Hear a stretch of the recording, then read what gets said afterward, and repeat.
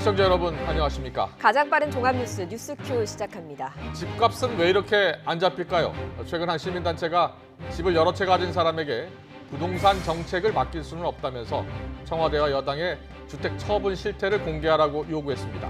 현 정부의 부동산 정책 무엇이 문제인지 잠시 뒤 김원동 경실련 부동산건설개혁본부장과 이야기 나눠보겠습니다. 안산에 있는 유치원에서 음식을 잘못 먹은 아이들 중 일부가 이른바 햄버거병으로 입원 치료를 받으며 고통받고 있습니다.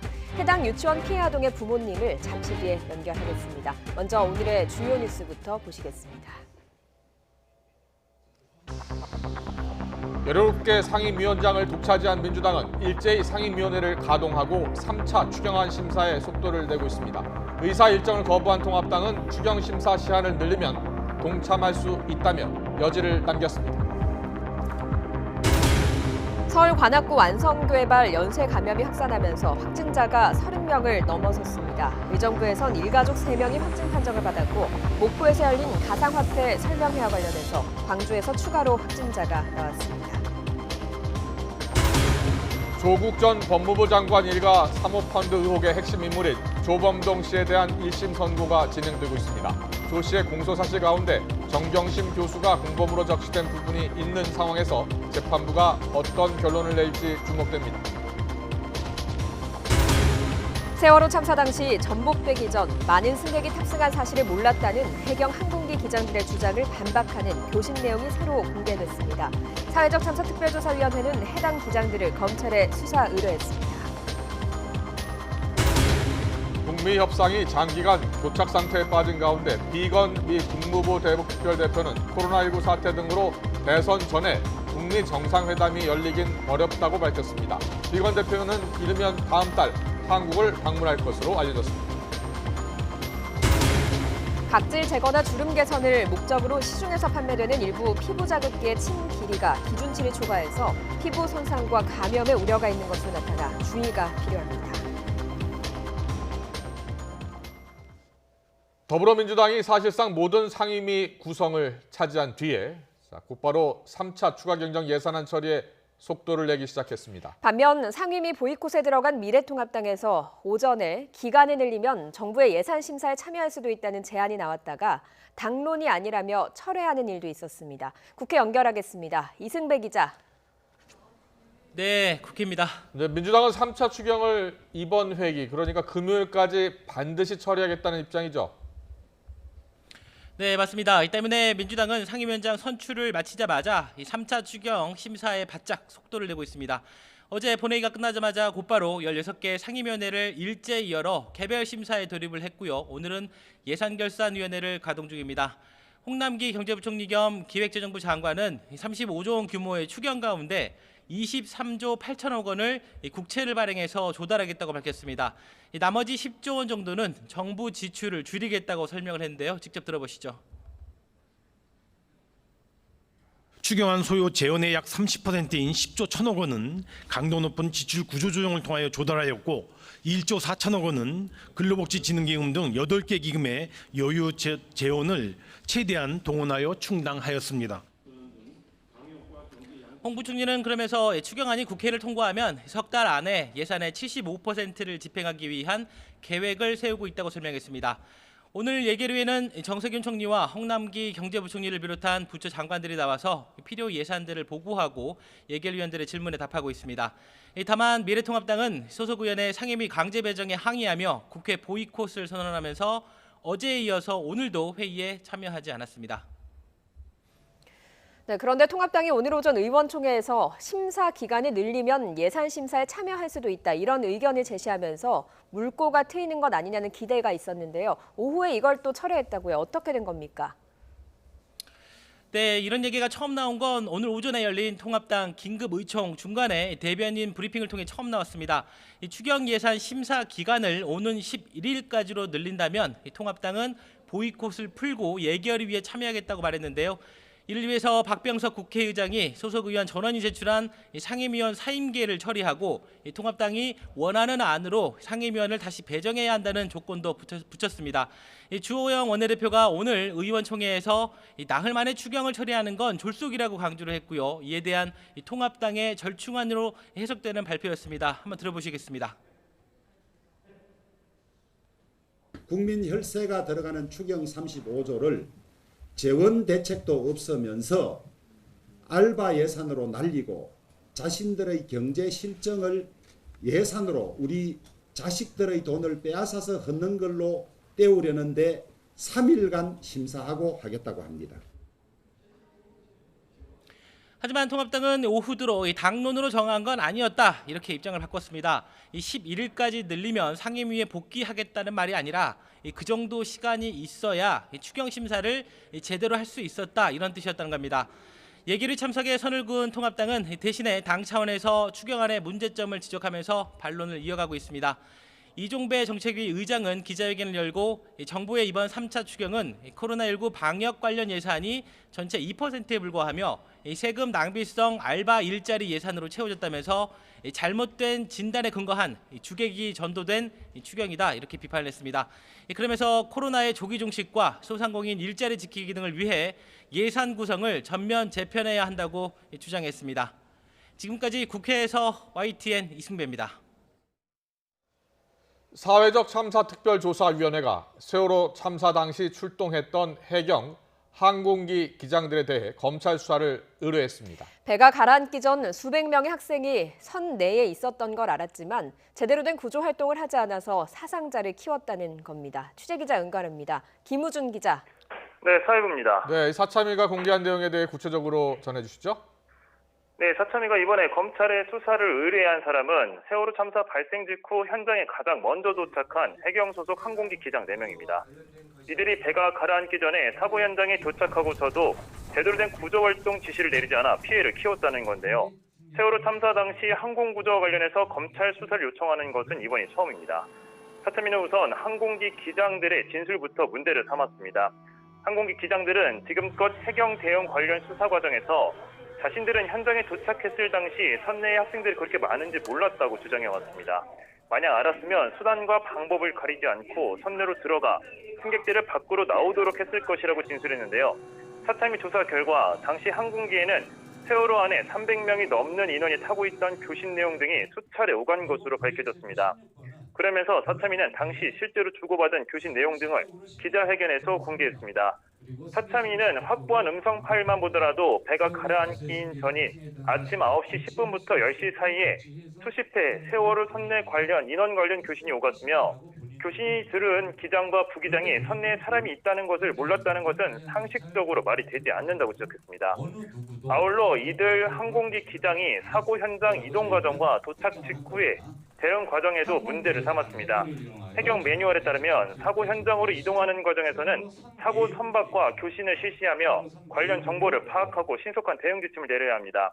하지만 참사 당시 항공기 기장들은 세월호와 교신이 충분히 가능했음에도 불구하고 교신 자체를 시도하지 않았다는 겁니다.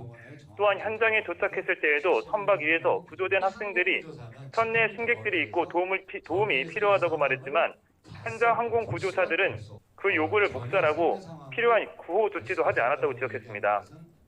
당시 항공구조사들은 40분가량 세월호 선체 위에 있었고 조타실이나 객실로 내려가 승객들이 나올 수 있도록 유도할 시간이 충분했지만 그런 조치를 취하지 않은 건 명백한 업무상 과실이라는 겁니다. 이와 관련해 당시 현장에 있던 항공구조사들은 그런 요청을 들은 적이 없다고 진술한 것으로 확인됐습니다. 우선 항공기 기장 4명에 대해 업무상 과실치사와 업무상 과실치상 혐의로 수사 요청한 사참위는 항공구조사 진술과 관련해서도 추가 조사를 통해 허위 진술이라면 범죄 혐의를 적용해 수사를 의뢰한다는 방침입니다. 지금까지 사회부에서 전해드렸습니다. 자신의 지인을 뽑기 위해서 면접관들을 측근으로 앉히고 멀쩡한 합격자까지 떨어뜨리려 했던 공공기관장이 감사에 걸렸습니다. 면접 점수를 조작하는 등 별의별 수단을 다 쓴 것으로 확인됐습니다. 감사원은 해당 기관장의 해임을 요구했습니다. 홍선기 기자입니다. 과학기술정보통신부 산하 공공기관인 이곳에서는 지난해 선임 연구원을 뽑는 절차를 진행했습니다. 그런데 기관장인 이곳의 원장이 채용부서에 외부 면접관 3명을 자신의 측근으로 선임하도록 지시한 사실이 감사원 감사에서 드러났습니다. 이렇게 추천한 외부 면접관들에게는 원장이 직접 자신의 지인인 A씨의 경력이나 특징을 설명하며 사실상 채용을 청탁했다는 게 감사원 설명입니다. 그랬는데도 A씨가 탈락하자 채용 담당자에게 면접 점수를 조정해 합격자를 떨어뜨리라고 한 사실도 적발됐습니다. 또 수습 기간에 합격자에게 과도한 업무를 줘서 중간 평가에 부적응 결론을 내고 면직 처리하도록 지시했다는 증언도 나왔습니다. 해당 원장은 그러나 수습 기간 동안 제대로 검증하기 위한 정상적인 지시였다고 해명했습니다. 채용 과정에서 이제 제대로 이렇게 뽑을 수가 없는 경우가 있고 부적격자가 이제 뽑힐 수도 있으니까 수습 과정을 엄격하게 좀 하자, 이런 차원에서 했던 이야기들을 또 이제 그렇게 연결시키고. 채용 담당자들의 거듭된 반대에도 불구하고 원장의 지인 채용 시도는 여기서 끝나지 않았습니다. 한 달 뒤 또 다른 선임 연구원 자리가 비자 추가 채용을 지시한 뒤 이번에는 A씨 비위 감추기에 나섰습니다.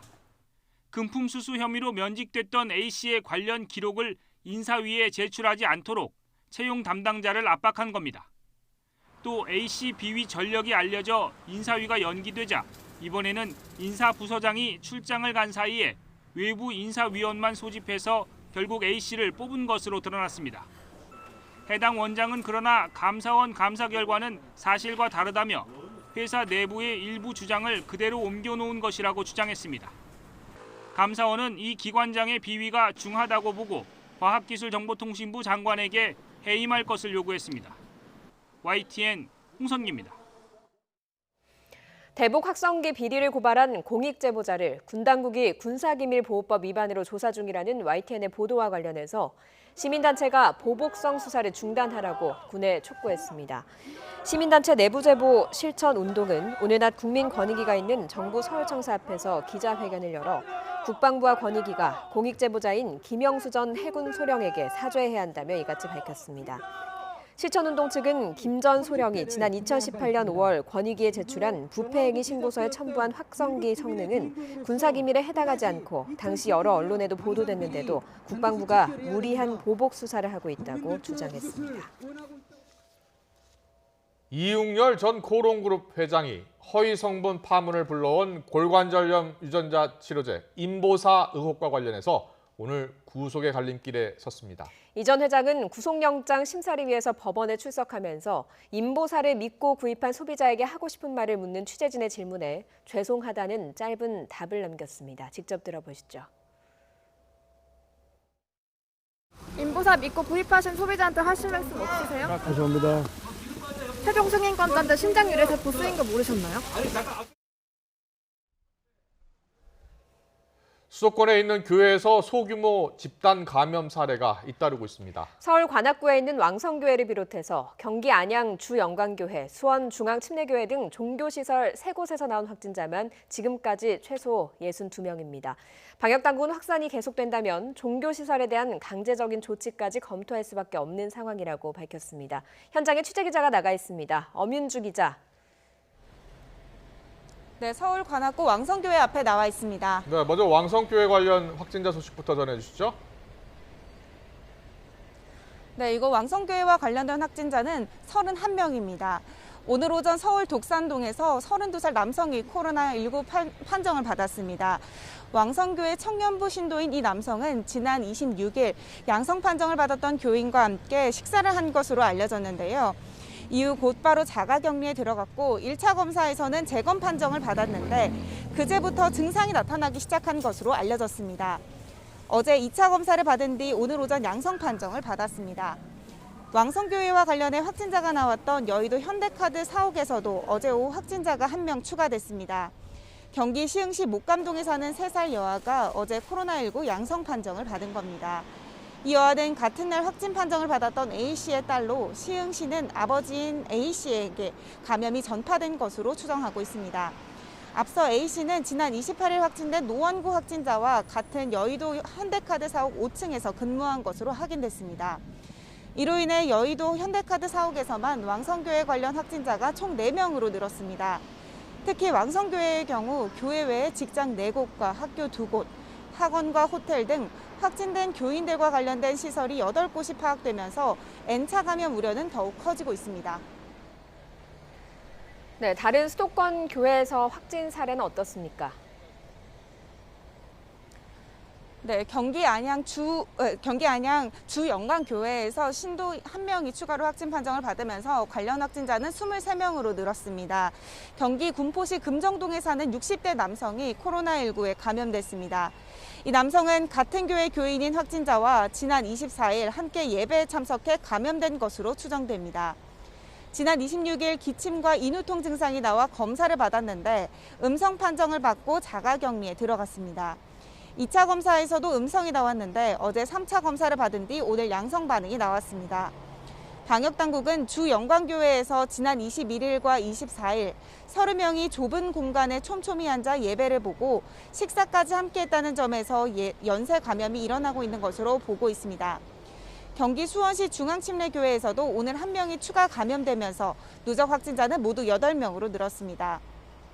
이처럼 종교시설을 중심으로 확진자가 잇따르면서 방역당국은 침방울로 인한 전파가 우려되는 활동, 소모임, 수련회 등은 취소하거나 가능한 한 비대면으로 전환해달라고 당부했습니다. 그러면서 코로나19 확진자 수가 현 의료 체계에서 감당할 수 있는 수준이라며 방역 수위를 지금처럼 소모임이 가능한 사회적 거리두기 1단계로 유지하겠다는 방침을 밝혔습니다. 하지만 최근 종교 소모임 등을 중심으로 전국적으로 코로나19가 확산하는 양상이 지속한다면 법적으로 규제할 수 있다고 강조했습니다. 지금까지 서울 관악구 왕성교회 앞에서 YTN 엄윤주입니다. 대전시 교육청이 확진자들과 접촉한 학생들이 다니는 학교 14곳을 다음 달 3일까지 나흘 동안 원격 수업으로 전환했습니다. 원격 수업으로 전환된 학교는 확진자가 나온 천동 초등학교와 충남 중학교를 포함해 동구와 중구에 있는 초등학교 7곳과 중학교 6곳, 고등학교 1곳입니다. 유은혜 사회부총리 겸 교육부 장관은 최근 논란이 되고 있는 대학의 등록금 반환 문제와 관련해서 각 학교에서 우선 대학생들과의 협의를 통해 자구책을 마련해야 한다고 밝혔습니다. 유 부총리는 오늘 국회 예산결산특별위원회 회의에 참석해 등록금 반환의 재원을 정부가 직접 부담하는 건 여러 문제가 있을 수 있다는 민주당 김철민 의원의 지적에 이같이 답했습니다. 다만 유 부총리는 코로나19 상황에서 각 대학이 재정적인 어려움을 겪고 있기 때문에 재정 지원을 편성할 수 있도록 노력하겠다고 덧붙였습니다.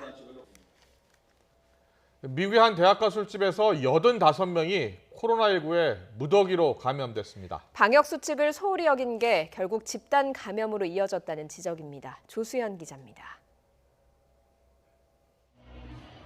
미시간 주립대학 인근의 한 술집.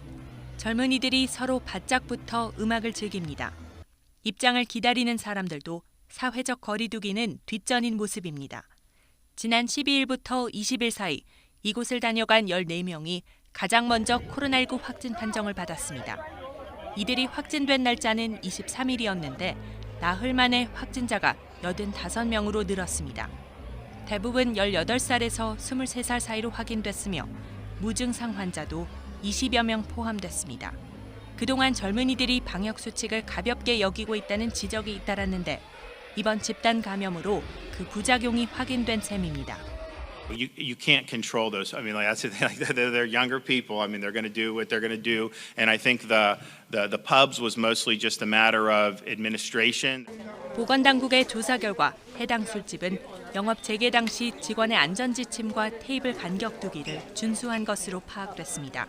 하지만 많은 손님이 한꺼번에 몰리면서 집단 감염에 온상이 된 것으로 보입니다.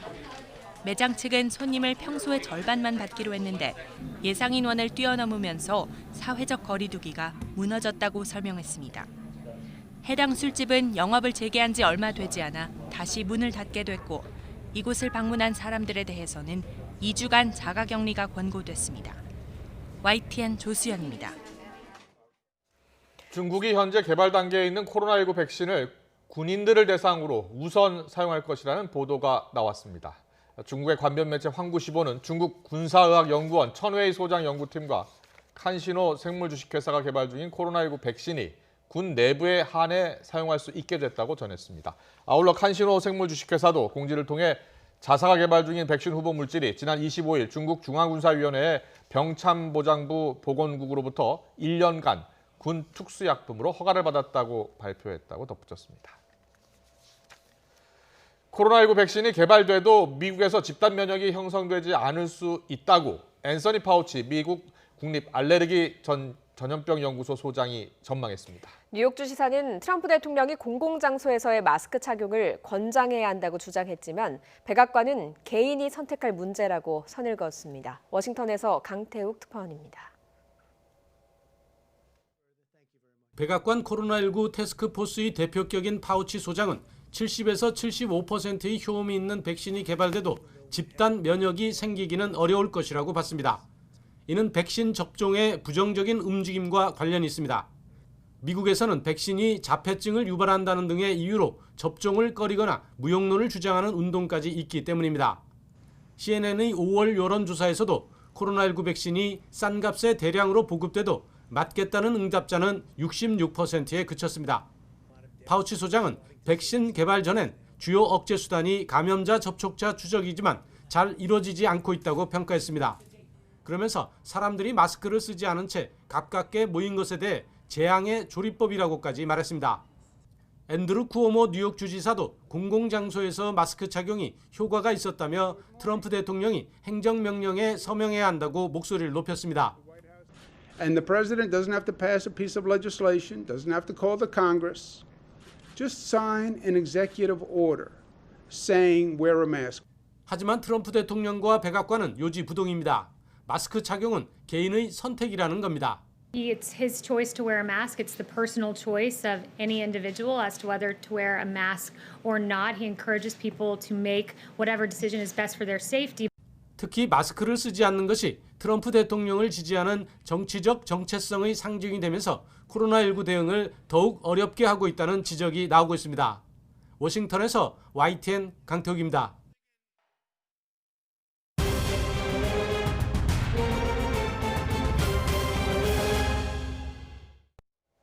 코로나19 바이러스가 두렵고도 또 참 쉽게 잡히지 않는 이유는 인간의 방심을 이 바이러스가 교묘하게 파고들고 있다는 점입니다. 방역당국의 총력 대응과 국민의 수칙 준수에도 발생이 줄지 않는 건 방심의 틈을 파고드는 특성 때문으로 보입니다. 유재복 해설위원과 함께 알아보도록 하겠습니다. 어서 오세요. 네, 유재복 기자. 어제도 43명이 나왔어요. 네. 그리고 지역적 확산은 좀 더 커지는 모습이고요.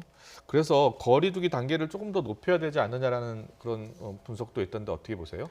얼마 전부터 방역 당국은 이른바 뭐 약간의 딜레마에 빠진 모습이에요. 예. 그러니까 그 4가지 기준 중에 그 하루 확진 환자를 뺀 나머지 3가지의 기준은 이미 이제 2단계로 넘어가야 될 그 기준을 넘어섰지 않습니까? 예. 그러니까 감염 경로를 알 수 없는 그런 발병 그 비율이라든가 예. 그다음에 이제 정부 방역 당국의 통제 범위 안에 있는 이런 비율들은 이미 다 2단계, 3단계로 넘어갔는데 하루 확진 환자 수만 지금 거의 3, 40명 수준에서 이제 왔다 갔다 하는 그런 모습인데 그런데 2단계로 넘어간다는 것은 현재 우리가 이전의 생활 속 거리두기에서 했던 어떤 사회적인 경제 활동의 보장 내지는 시민사회 활동의 그 어떤 그 개방 정도가 완전히 움츠러든다는 뜻이거든요. 그러니까 방역 당국으로서는 그렇게 가는 것 자체가 굉장히 부담스러울 수 있습니다. 그래서 지금 이제 그 계속 상황을 지켜보는 그런 것이고 그런데 이제 2주 동안에 그 하루 신규 확진자 수가 이제 30명에서 40명 수준 정도가 되기 때문에 현재로서 방역 당국은 어쨌든 설명은 현 의료 체계에서 감당할 수 있는 수준이다. 그리고 확진자 수가 늘어나는 가장 큰 이유가 해외에서 유입되는 환자들이 많고 그 해외에서 유입되는 환자는 국내 발생 환자와는 다르게 정부 당국의 방역 그 감독 아래에 있기 때문에 비교적 관리가 가능하다는 이런 얘기들을 하거든요. 그런데 지금 조금 전에 얘기하신 것처럼 이제 40명, 50명대의 확진자가 계속해서 발생을 하면 아마 방역 당국도 어느 순간에는 결정을 해야 되지 않을까 싶고요. 그것의 기준은 2주입니다. 2주간의 평가에 따라서 이제 그 1단계, 2단계, 3단계가 옮겨가는 것이니까요. 그 부분은 좀 더 지켜봐야 될 상황인 것 같습니다. 지금 앞서서 말씀도 드리긴 했지만 코로나19의 특성 중에 하나가 방심하면 그 틈을 파고든다 이런 이야기를 하지 않습니까? 이렇다 보니까 좀 한동안은 지역에서 발생을 하지 않다가 좀 방심한 틈을 타고 지역에서 발생하는 경우가 많이 늘어나고 있지 않습니까? 그 대구의 그 대규모 신천지 발생을 겪은 뒤에 그 여파가 이제 각 지역으로 다 넘어가서 지역에서 계속 발생이 있다가 지금 2-3달 정도는 광주 지역이나 전남 지역 그러나 부산이나 이런 지역들이죠. 이런 예. 지역들은 사실 그 신규 발생이 거의 없었거든요. 예. 그런데 지금 이제 발생이 생긴 것이죠. 예. 네. 그런데 발생이 생겼는데 더 큰 문제는 이 발생이 대부분의 그 확진자들의 방심을 파고들었다는 문제죠. 근데 네. 첫 번째로 얘기 들어보면 광주의 광륵사에서 있었던 그 전염이 감염이 지금 14명까지 늘었는데 예. 네. 스님이 처음으로 이제 감염이 됐어요. 예. 근데 이 스님이 지난 23일에 법당에서 신도들하고 면담을 하는 과정에서 마스크를 쓰지 않았다는 겁니다. 예. 스스로 그렇게 얘기를 했습니다. 예. 그랬군요. 항상 그 법당에서 그 신도들 맞이할 때는 마스크를 썼는데 그날은 너무 더워서 마스크를 쓰지 않았다. 예. 근데 그때 같이 면담을 했던 10여 명 가운데 거의 7, 8명이 확진이 된 겁니다. 예. 그러니까 그렇게 잠깐만 그 방심을 하면 바로 이제 감염이 된다는 얘기죠. 예. 이 스님도 스스로 굉장히 후회를 하고 있다 이렇게 얘기를 하고 있는 정도고요. 네. 그다음에 이제 광륵사와 관련돼서 그 목포와 광주의 60대 자매 부부가 이제 확진되는 사례가 있었는데요. 예. 네. 이 광주에 있었던 60대 확진 그 여성도 24일에 감기 증상이 확연하게 드러났습니다. 예. 이 사람은 한두 개의 증상이 있었던 게 아니라 발열도 있고 기침도 있고 가래도 있고 오한도 있었습니다. 예. 그러면 누가 봐도 코로나19를 의심할 수 있는 상황인데 예. 이 60대 여성은 선별진료소나 보건소에 연락하지 않고 한방병원을 갔습니다. 한방병원을 갔죠. 예. 그것도 자기 아는 사람과 같이 갔는데 마스크조차도 쓰지 않고 한방병원에 간 겁니다. 예. 그래서 같이 갔던 지인도 확진 판정을 받았죠. 예. 이분도 자기가 24일에 그 증상이 나왔을 때 바로 보건소에 연락을 해서 마스크를 쓰고 보건소에 가서 검사를 했으면 예. 큰 전파를 막을 수 있었죠. 이런 방심들. 왜냐하면 이 전라도 지역은 상당히 오랜 기간 동안 확진자들이 없었거든요. 그래서 나름대로는 조금 방심을 했던 그 틈을 타고 코로나19 바이러스가 침투를 한 것이고 이것이 네. 지금 광주, 전남 지역의 꽤 넓은 폭의 감염으로 이어지고 있다 이렇게 볼 수 있습니다. 네. 네. 안타깝습니다. 이 자기 방역 수칙, 개인 방역 수칙을 잘 네. 지켰으면은 좀 확산이 확실히 덜 됐을 텐데요. 방금 뉴스 속보가 들어와 있습니다. 앞서 그 헤드라인 뉴스로 저희가 전해드렸는데요. 네. 조국 전 법무부 장관 일가의 이 사모펀드 의혹 관련 핵심 인물이었죠. 오촌 조카 조범동 씨에 대한 1심 선고가 나왔습니다. 징역 4년을 선고받았습니다. 예, 서울중앙지방법원은 자본시장법 위반과 특정경제범죄 가중처벌법상 횡령, 증거은닉 교사 등의 혐의로 구속기소된 조 씨에 대해서 징역 4년과 벌금 5천만 원의 실형을 선고했습니다. 사모펀드와 입시 비리 등 각종 의혹으로 기소된 조국 전 법무부 장관 일가 가운데 법원의 판단이 나온 것은 이번이 처음입니다. 네, 그렇습니다. 이 조 씨는 사모펀드 운영사인 코링크-P, 이 코링크-P에 이제 조국 일가 재산 약 14억 원이 이제 들어갔죠. 이 코링크-P를 실질적으로 운영하면서 코스닥 상장사를 무자본으로 인수하고 허위 공시를 통해서 주가 부양을 시도한 혐의 등으로 재판에 넘겨졌습니다. 예. 지금 1심에서 징역 4년을 선고받았습니다. 예. 관심은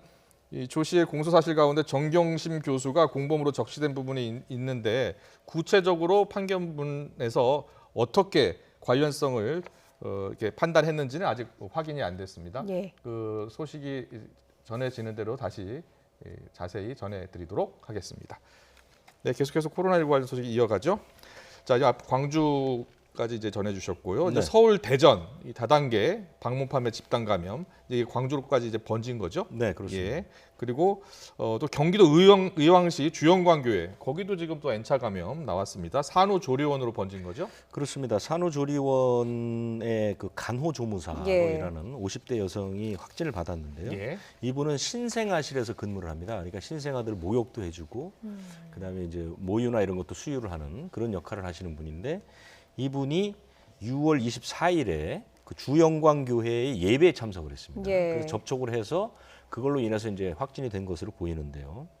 이분은 그 산후조리원이 현재 산후하고 신생아 또 종사하는 사람들 이래갖고 한 50명 정도가 이제 격리돼서 검사를 받고 있는데요. 네. 산후조리원 같은 데는 특히 이제 우리 신생아들에 대한 감염 문제 이런 네. 것들이 있기 때문에 상당히 긴장을 하고 있는데요. 예. 그러니까 주영광교회도 역시 그 예배를 통해서 N차 감염이 지금 이제 번지고 있는 상황이고 주영광교회는 특히 역학조사 결과가 아직 확정되지는 않았지만 예. 그 CCTV가 없어서 확인은 되지 않고 있지만 예. 환기도 제대로 되지 않고 뭐 식사도 같이 했다는 이런 중간 조사 결과가 나와 있거든요. 그렇기 때문에 주영광교회의 그 확진이 현재 23명이지만 더 늘어날 가능성은 상당히 있어 보입니다. 예. 지금 최근에 발생하는 상황의 특징 가운데 하나는 해외 유입 환자가 꽤 많다는 겁니다. 그렇습니다. 네. 최근에 국내 기업의 이라크 건설 현장에서 사망자가 나와서 공사가 중단되는 일이 있다는 소식이 전해지기도 했는데 현장에서 귀국한 노동자 가운데 확진자가 꽤 많이 나왔다고요? 그 이라크의 그 비스마야 신도시라고요. 네. 우리나라 돈으로 계약 금액이 한 12조 정도 되는 어마어마한 이제 큰 프로젝트입니다. 그걸 이제 우리 한화건설이 들어가서 그 건설을 하고 있는데 여기 현장에서 그러니까 한화건설의 협력업체의 현장 건설 소장이 이제 사망을 했습니다. 이분은 코로나19로 확진을 받은 것은 아니고 의심 증상으로 받았는데요. 그런데 이제 이분이 증상이 나타나서 병원에 가는 즈음에서 방글라데시 노동자 한 명이 코로나19로 이제 현장에서 사망을 했습니다. 그래서 현장은 완전히 공사가 중단이 됐고요. 그러니까 이 공사는 사실은 착공식을 한 것이 지난 2014년에 착공을 했는데 코로나 때문에 올 초에 이제 중단이 됐다가 그쪽 그 바그다드나 이라크 정부에서 이제 어느 정도 잦아들어서 공사를 재개해서 사실 우리 근로자들이 한 400명 정도가 이제 현장 들어가 있었는데요. 그러다가 일부는 들어왔지만 이제 나머지 현장에서 근무를 좀 공사를 하려고 하다가 한 달 만에 이제 이런 사태가 벌어진 것이거든요. 그런데 이제 더 큰 문제는 그 현장에서 지금 한 250명 정도가 들어왔는데 이 가운데 10명 정도가 확진 판정을 받은 거죠. 문제는 뭐냐면 이 이라크나 이런 그 중동 지역은 그 치료 시설이나 진단 시설 자체가 거의 없다고 보시면 됩니다. 그렇기 때문에 우리 현장 근로자들이 몸이 아프더라도 어디 가서 검사를 받을 때도 없고, 그러니까요. 뭐 증상이 나타나더라고 해서 이제 진료를 제대로 받을 수가 없는 그런 상황이라서 최초에 들어갔던 우리 근로자 400명 중에 250명이 UN 특별 전세기를 타고 들어왔거든요. 그런데 들어온 사람들을 검사해 보니까 이미 뭐 10명 정도가 확진이 돼 있는 상태죠. 그러니까 현장에 남아 있는 우리 노동자가 150명 정도 되는데 이분들도 지금 사실은 확진 판정을 받을 가능성이 있는 것이죠. 근데 이분들을 어디에다가 따로 이제 격리해서 특히 음압병상 이런 거는 꿈을 꿀 수 없는 그런 현상이거든요. 지금 우리 중동 쪽에 우리 노동자들이 많이 나가 있습니다. 우리 프로젝트를 많이 하기 때문에. 그런데 최근에 이제 이란을 비롯해서 중동에 상당히 확진세가 좀 상당히 빠르거든요. 이라크만 해도 지금 현재 확진자가 한 4만 5천 명 되는데 최근 한 달 동안 보면 하루에 2천 명 정도 확진자가 나오는 그러니까 상당히 창궐기에 들어선 그런 곳이거든요. 그렇기 때문에 우리 노동자들을 어떻게 관리할 것이냐 이 문제도 상당히 중요한 그런 그 문제로 떠오르고 있습니다. 네, 우리 노동자 한 분이 돌아가셨다고 하는데 지금 뭐 사망 원인이 정확히 밝혀지지는 않았습니다만 코로나 증세. 그러니까 이분은 이제 전형적인 그 독감이나 코로나 증세를 보였는데 확진 판정을 받기 전에 이제 사망을 한 것이죠. 그래서 현재 이제 결과를 기다리고 있습니다. 그런데 그 현장의 정황을 놓고 봤을 때 코로나19 감염됐을 가능성이 있거든요. 지금 150명이 그 현장에서 격리는 돼 있지만 이분들이 과연 어떤 식으로 이제 결과가 나올지는 알 수가 없고 만약에 거기서 확진자가 번지더라도 효과적으로 치료할 수 있는 방법이 없기 때문에 상당히 걱정거리입니다. 그 이라크 쪽에 또 우리 건설사들이 많이 나가 있다니까 참 걱정이 되고요. 또 정부도 사후 대책을 좀 강구를 해야 될 것 같고요. 그리고 외국인 입국자들 지금 감염 사례가 계속 나오고 있는데 외국인들이 입국해서 자가격리 2주간 해야 되는데 그 의무를 위반하는 사례가 계속 나오고 있다고요? 4월 말부터 우리나라에 들어오는 모든 사람들은 2주간 자가격리하고 사흘 안에 검사를 받게 됩니다. 이제 우리 교민들도 있는데 최근에는 우리 교민의 입국은 별로 없고 외국인 노동자들이 많이 들어오죠. 제가 여러 차례 말씀드렸지만 지금 우리가 외국인 노동자들이 실제로 일을 해야 하는 시기입니다. 농촌이라든가 어촌이라든가 이런 소규모 공장에서 일을 하기 위한 노동자들이 들어오고 있는데 이분들이 이제 자가격리를 준수를 하고 이제 검사를 받으면 문제가 없는데 역시 이제 그걸 지키지 않는 사람들이 있다는 것이죠. 제가 지금 소개드리고 싶은 분은 좀 악성입니다. 이분은 좀 거의 고의적으로 이런 위반했던 그런 혐의들이 있는데요.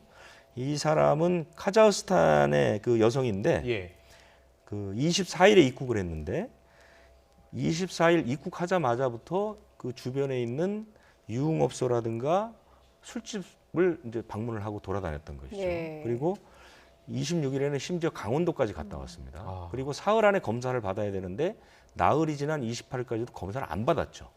이런 식으로 이제 의무를 다 위반하다가 결국 검사를 해보니 확진 판정이 나온 것이죠. 그래서 이 사람은 아마 치료가 끝나는 대로 방역 당국에서 추방을 하든 어떤 이제 대책을 좀 마련해서 아마 제재를 가할 것으로 이렇게 보입니다. 예.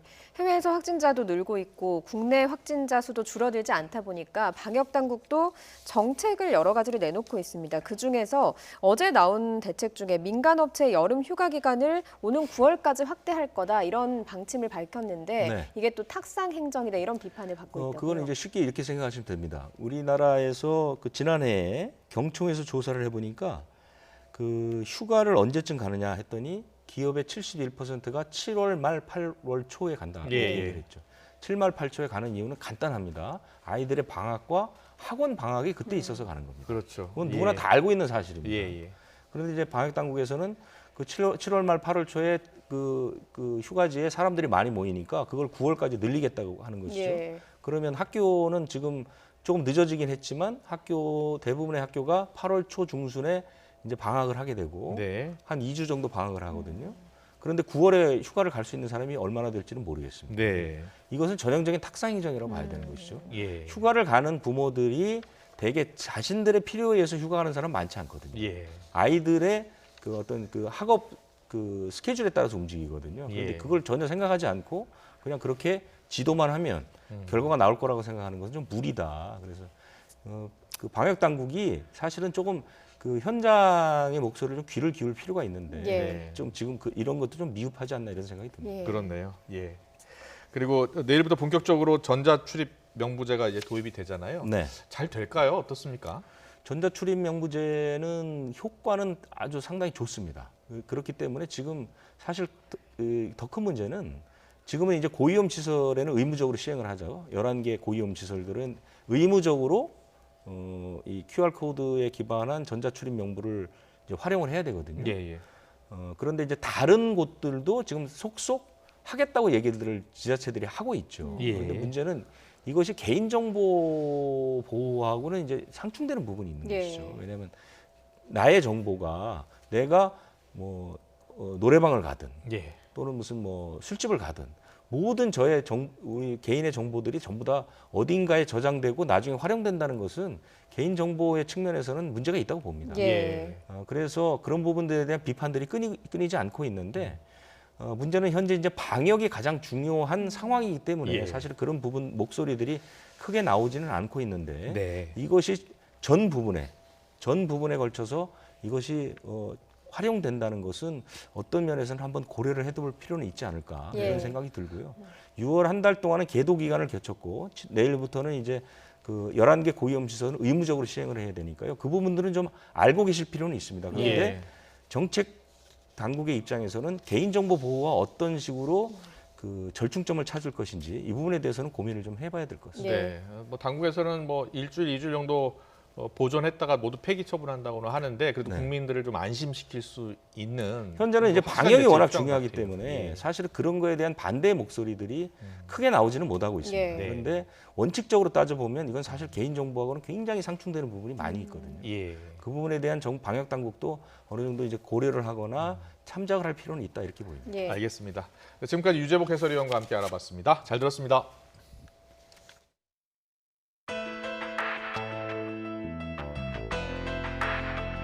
日韓請求権協定に違反するなど国と国とのですね信頼関係を損なう対応がですね残念ながら続いている。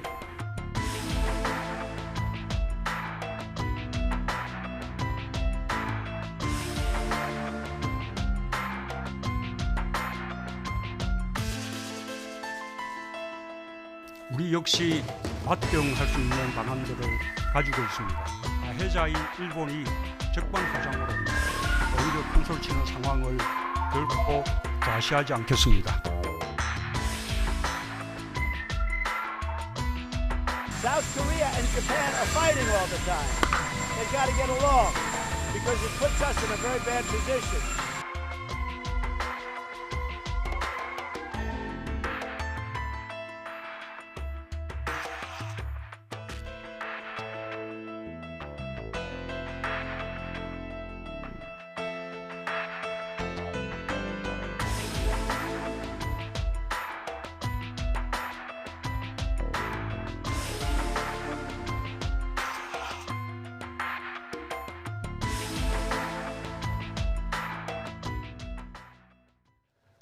지난해 7월이었죠. 벌써 1년이 다 됐습니다.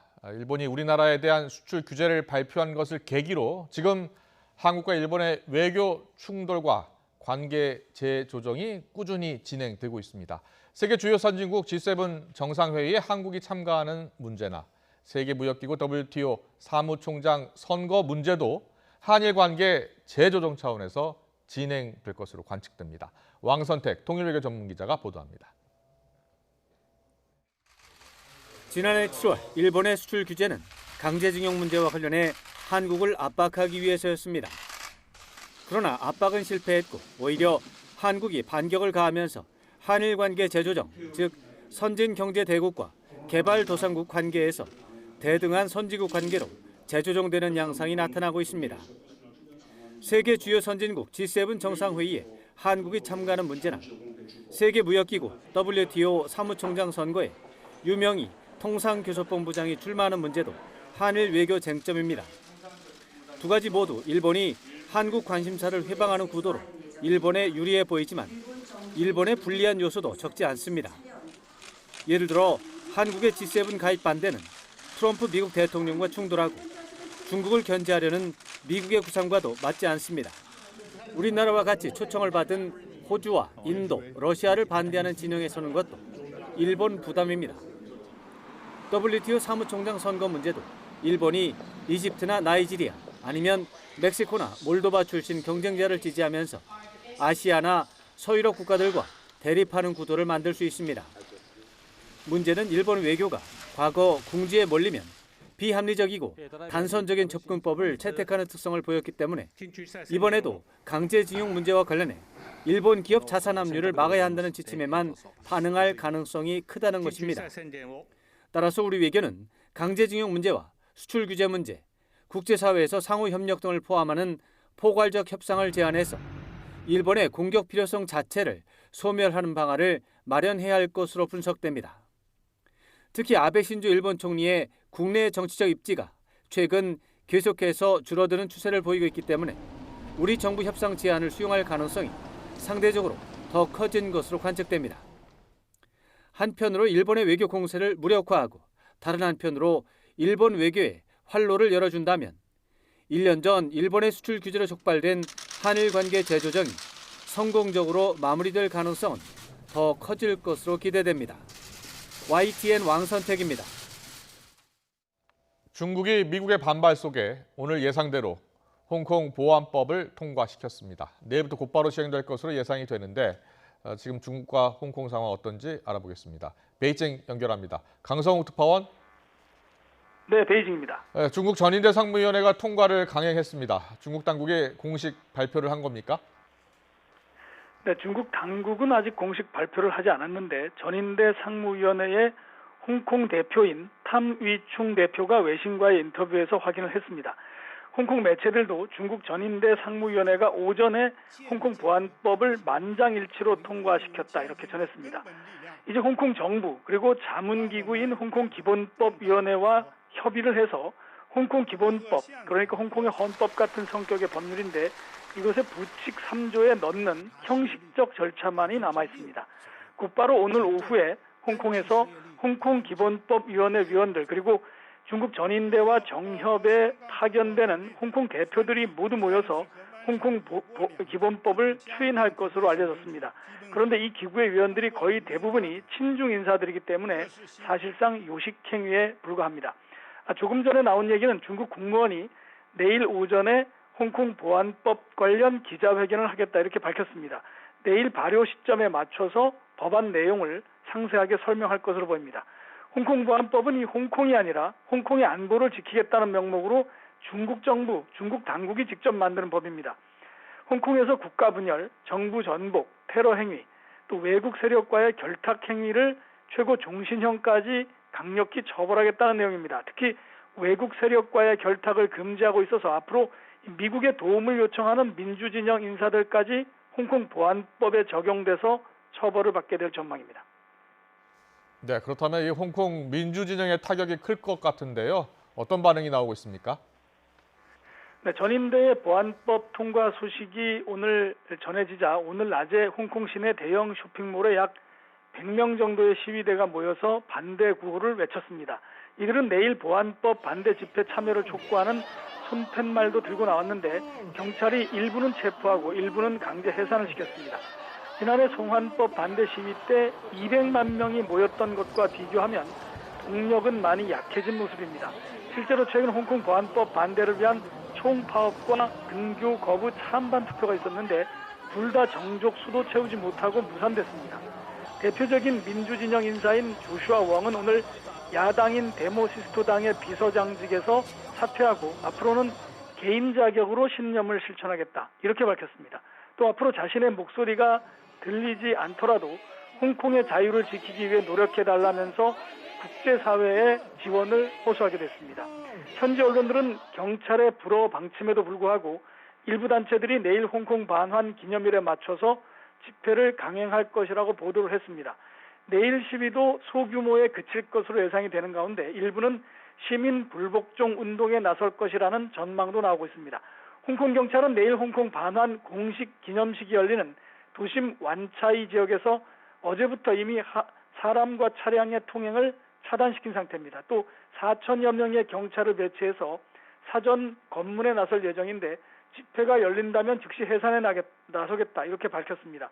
홍콩 보안법은 홍콩 반환 기념일은 7월 1일 즉 내일부터 시행될 예정인데 미국이 홍콩 특별지위를 박탈하겠다고 밝혀서 파장이 예상됩니다.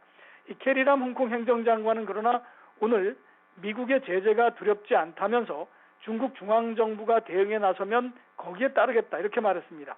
일국가 이체제 하에서 국제적 금융 중심지 역할을 해온 홍콩은 이번 홍콩 보안법의 제정을 계기로 미중 갈등의 경랑 속에 빠지면서 반환 23년 만에 중대한 전환점을 맞고 있습니다. 지금까지 베이징에서 YTN 강성우입니다. 앞서 잠깐 전해드린 것처럼 미국은 이 법안이 통과되기도 전에 홍콩에 대한 특별 대우 중단을 발표했습니다. 일단 홍콩에 대한 국방, 장비 등의 수출을 중단했는데 추가 조치가 예상되고 있어 미중 갈등이 더욱 격화될 것으로 예상됩니다. 박홍우 기자의 보도입니다. 중국의 홍콩 보안법 처리가 현실화하자 미국 정부가 단호한 조치를 내렸습니다. 미국 상무부는 성명을 내고 홍콩에 적용하고 있는 수출 허가 절차 예외 등 특별 대우를 중단한다고 밝혔습니다. 윌버로스 상무장관은 성명에서 홍콩 보안법의 제정으로 민감한 미국 기술이 중국 인민해방군 등에 의해 전용될 위험이 커져 홍콩에 대한 특별 지위를 철회하게 됐다고 설명했습니다. 마이크 폼페이오 국무장관도 성명에서 홍콩의 자유를 박탈하는 중국 공산당의 결정은 홍콩에 대한 트럼프 행정부의 정책을 재평가하게 만들었다고 지적했습니다. 이에 따라 미국산 군사 장비의 홍콩 수출을 중단하고 상업과 군사 용도로 쓸 수 있는 기술에 대해서도 같은 조치를 취하겠다고 밝혔습니다. 로이터 통신은 2018년 상무부의 수출 허가 절차 예외를 적용받아 홍콩으로 수출된 미국산 물품 규모는 4억 3,270만 달러, 우리 돈 약 5,200억 원에 이른다고 보도했습니다. 폼페이오 장관은 이에 앞서 지난 26일에도 홍콩의 자치권을 훼손하거나 인권 침해에 관여한 전현직 중국 공산당 관리에 대해 비자 제한을 발표했습니다. 미국 상원도 비슷한 내용의 홍콩 자치법을 만장일치로 가결했습니다. 미국 정부는 앞으로도 홍콩에 대한 특별 대우를 없애기 위한 추가 조치를 취하겠다고 밝혔습니다. 대선을 앞둔 트럼프 행정부가 코로나19 책임론에 이어 홍콩 보안법 통과를 계기로 대중국 압박 수위를 더욱 높이고 있습니다. YTN 박홍구입니다.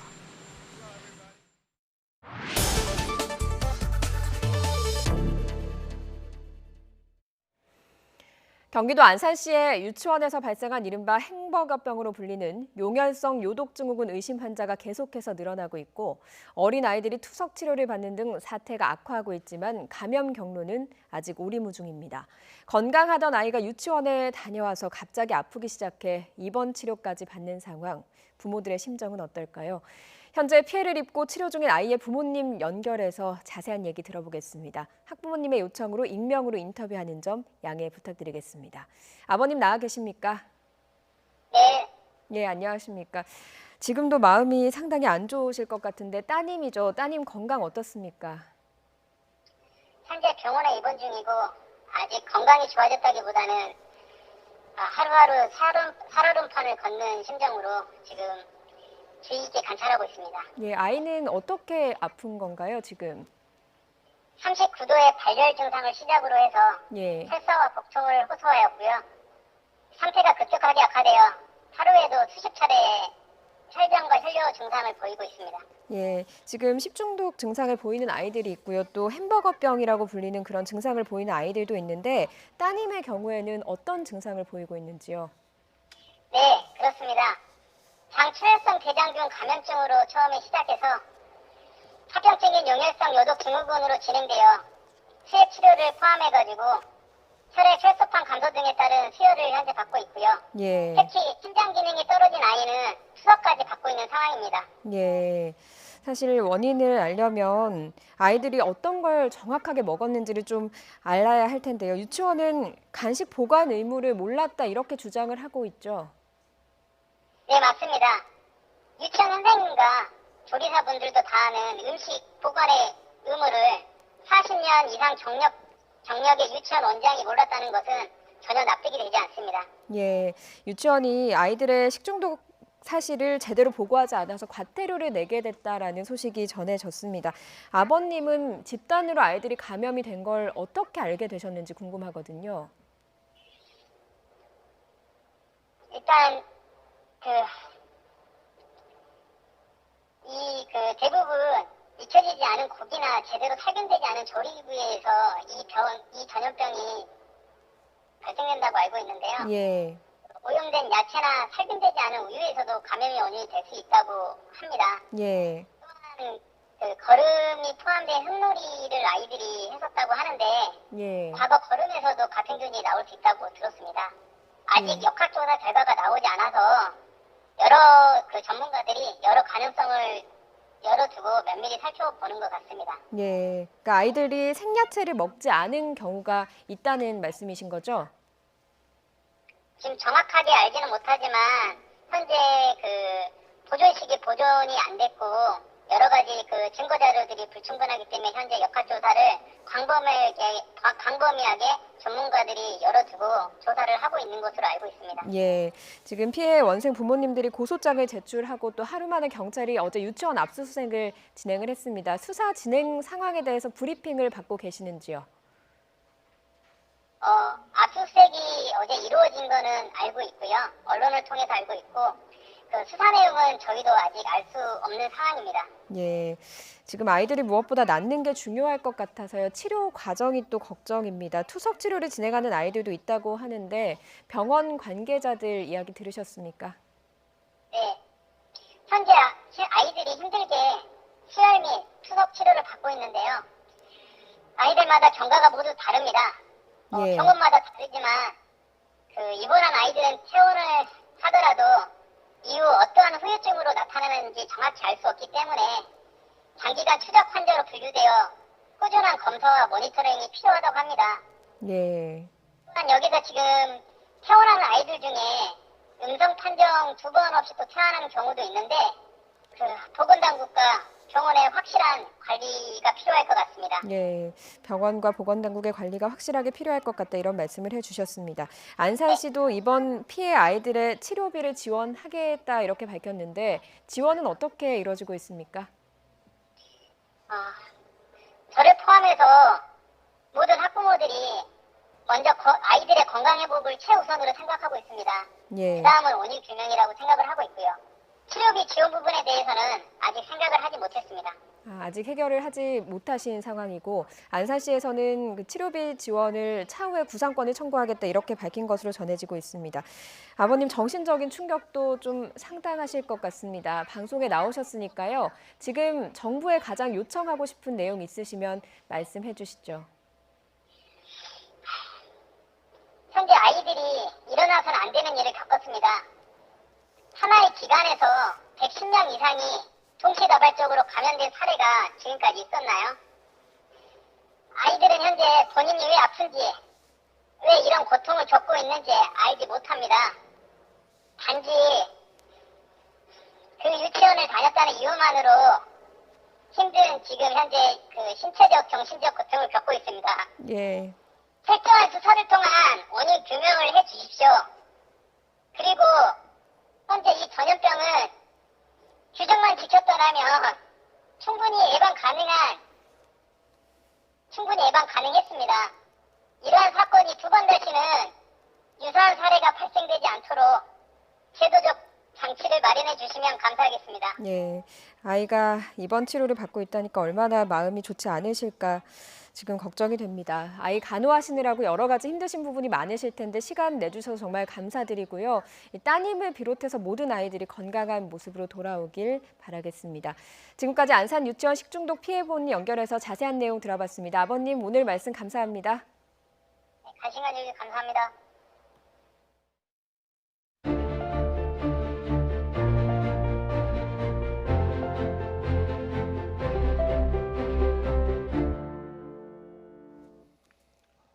요즘 홈케어에 대한 관심이 커진 가운데 이 미세침으로 피부를 자극해서 각질 제거나 주름 개선을 돕는다는 피부 자극기가 시중에 많이 나와 있습니다. 그런데 이 소비자원이 조사를 해봤더니 상당수가 침 길이가 기준치를 넘어서 피부 손상, 감염까지 일으킬 우려가 있는 것으로 나타났습니다. 차유정 기자의 보도입니다. 시중에서 쉽게 살 수 있는 피부 자극기입니다. 미세한 침으로 피부를 자극하는 원리인데 각질 제거나 피부 재생, 주름 개선에 탁월하다고 홍보하고 있습니다. 실제 써보고 피부 개선에 좋았다는 후기들도 적지 않습니다. 그런데 소비자원이 시중에 유통되는 제품을 조사해봤더니 85%가 침 길이가 길어 가정에서 개인이 쓰기 부적합한 것으로 드러났습니다. 식약처 공고에는 위험성 때문에 침 길이가 0.25mm가 넘으면 병원에서 써야 한다고 규정하는데 개인에게 판매되는 제품 상당수가 0.25mm를 넘는 겁니다. 적발된 제품 중에는 침 길이가 3mm짜리가 되는 것도 상당수였습니다. 병원용을 전문가가 아닌 개인이 임의로 쓸 경우 피부 조직이 손상되거나 피부염을 일으킬 우려가 크다고 소비자원은 경고했습니다. 실제 얼굴 화끈거림을 심하게 겪거나 알레르기가 났다는 피해 호소가 들어오기도 했습니다. 전문가가 아닌 개인이 사용할 경우에는 진피까지 천공이 생겨서 피부 조직이 손상되고 그 피부 감염이라든지 피부염이라든지 교차 감염 등의 위해 발생 우려가 있기 때문에 소비자원은 침 길이가 0.25mm가 넘는 제품의 가정 내 사용을 자제하고 감염 우려가 있으니 절대 재사용하지 말라고 당부했습니다. YTN 차유정입니다. 이번 여름은 예년보다 훨씬 무더운 날씨가 이어질 것으로 예상이 되면서 전력 사용량이 상당할 것으로 보입니다.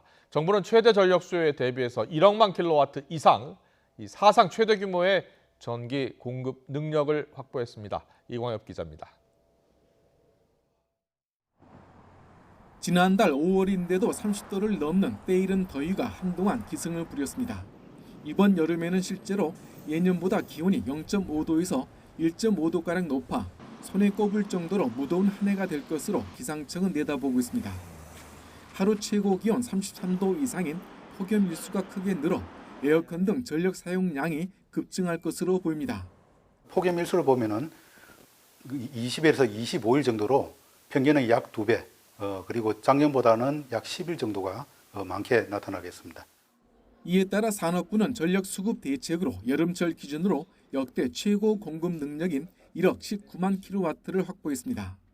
올여름 최대 전력 수요는 상위 10개 연도의 평균 기온 29.1도를 적용하면 적게는 8,730만 킬로와트, 상위 3개 연도의 평균 기온 30.1도를 가정하면 많게는 9,080만 킬로와트가 될 것으로 예상됩니다. 올여름 전력 사용량이 최대 절정인 9천만 킬로와트를 넘더라도 공급 능력이 1억 킬로와트 이상 충분하므로 남는 전력은 900만 킬로와트가량이고 예비율이 10%를 훨씬 웃돌 전망입니다. 예비 전력 규모는 지난해보다 절반 넘게 늘어 전력 공급에 비교적 여유가 생겼다는 설명입니다. 사회적 배려가 필요한 계층에는 에너지 바우처를 확대 지급하고 전기요금 할인 한도 액수도 2만 원으로 늘려주기로 했습니다. 다음 달 하순에서 8월 중순까지는 낮에 폭염이 계속되고 밤에는 기온이 크게 내려가지 않아 덥고 습한 이른바 열대야 현상이 나타나 전력 사용량이 최대치에 이르게 됩니다. 정부는 이 기간 3주 동안 전력 관리에 각별한 주의를 기울이면서 부족하다고 판단될 경우 700만 kW대의 추가 예비 전력도 투입할 계획입니다. YTN 이광효입니다. 6.27 부동산 대책 이후 수도권 전월세 거래량이 감소하고 있는 것으로 나타났습니다. 서울 부동산 정보광장은 오늘까지 집계된 서울 아파트 전월세 거래량은 이번 달 6,085건으로 지난 2월 이후 4개월 연속 감소세를 나타내고 있다고 밝혔습니다. 특히 서울 아파트 전월세 거래량은 지난달 9,584건에 이어서 두 달째 만 건을 밑돌고 있습니다. 김정은 국무위원장이 대남 군사행동을 보류한 지 일주일이 지났습니다. 한국과 미국도 대북 정책과 관련해 물밑 협상을 조율 중인 것으로 알려진 가운데 이르면 다음 달 비건 미 대북 특별대표가 방한할 것으로 보입니다. 17개 상임위원장을 독차지한 민주당은 3차 추경안 심사에 속도를 내면서 공수처법 처리를 위한 압박을 강화하고 있습니다.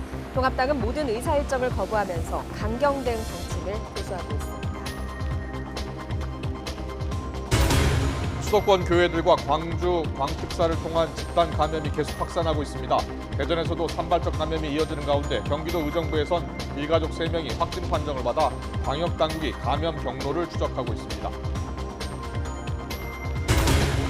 조국 전 법무부 장관 일가 사모펀드 의혹의 핵심 인물인 조범동 씨에 대해서 1심에서 징역 4년이 선고됐습니다.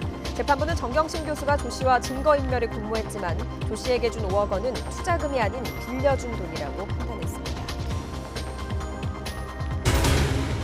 세월호 참사 당시 전복되기 전 많은 승객이 탑승한 사실을 몰랐다는 해경항공기 기장들의 주장을 반박하는 교신 내용이 새로 공개됐습니다. 사회적 참사 특별조사위원회는 해당 기장들을 검찰에 수사 의뢰했습니다.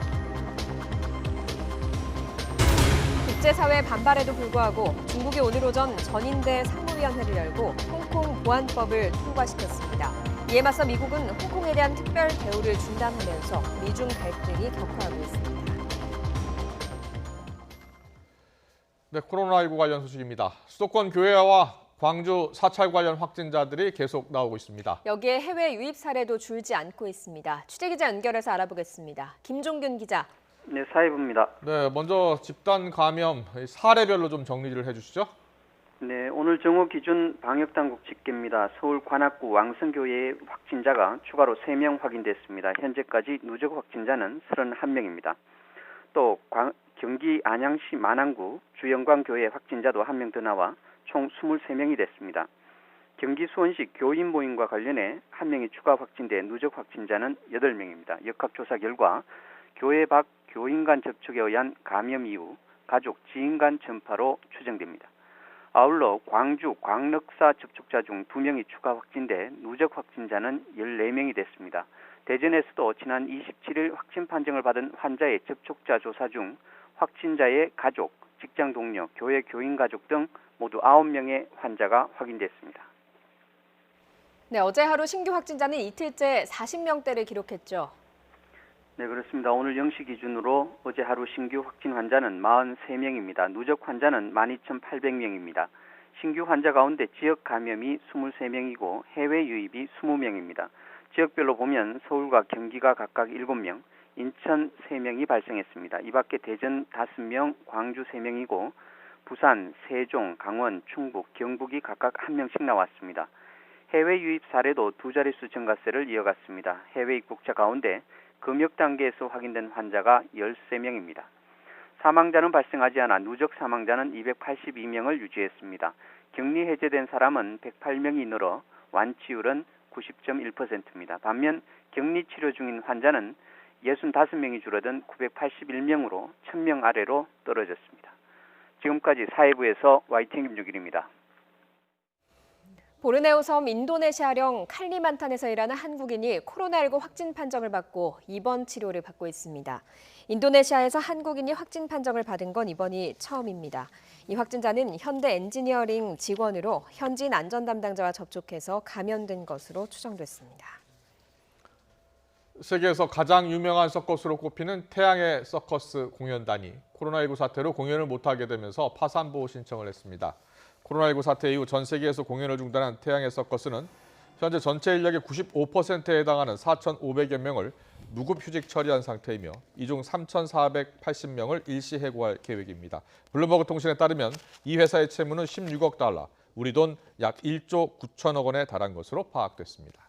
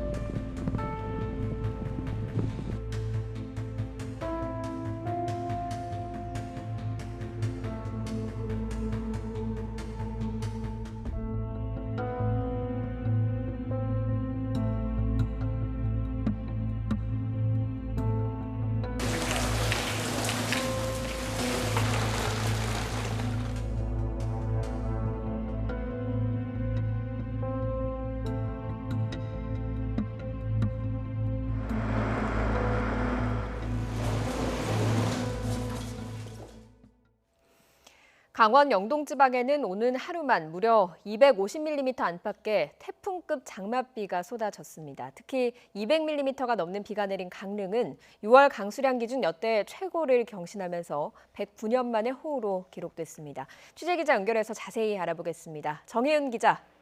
네, 문화생활과학부입니다. 네, 영동 지방에 태풍급 장맛비가 내렸다 이런 표현이 나왔는데 6월 기준 관측 이래 최고를 기록했다고요?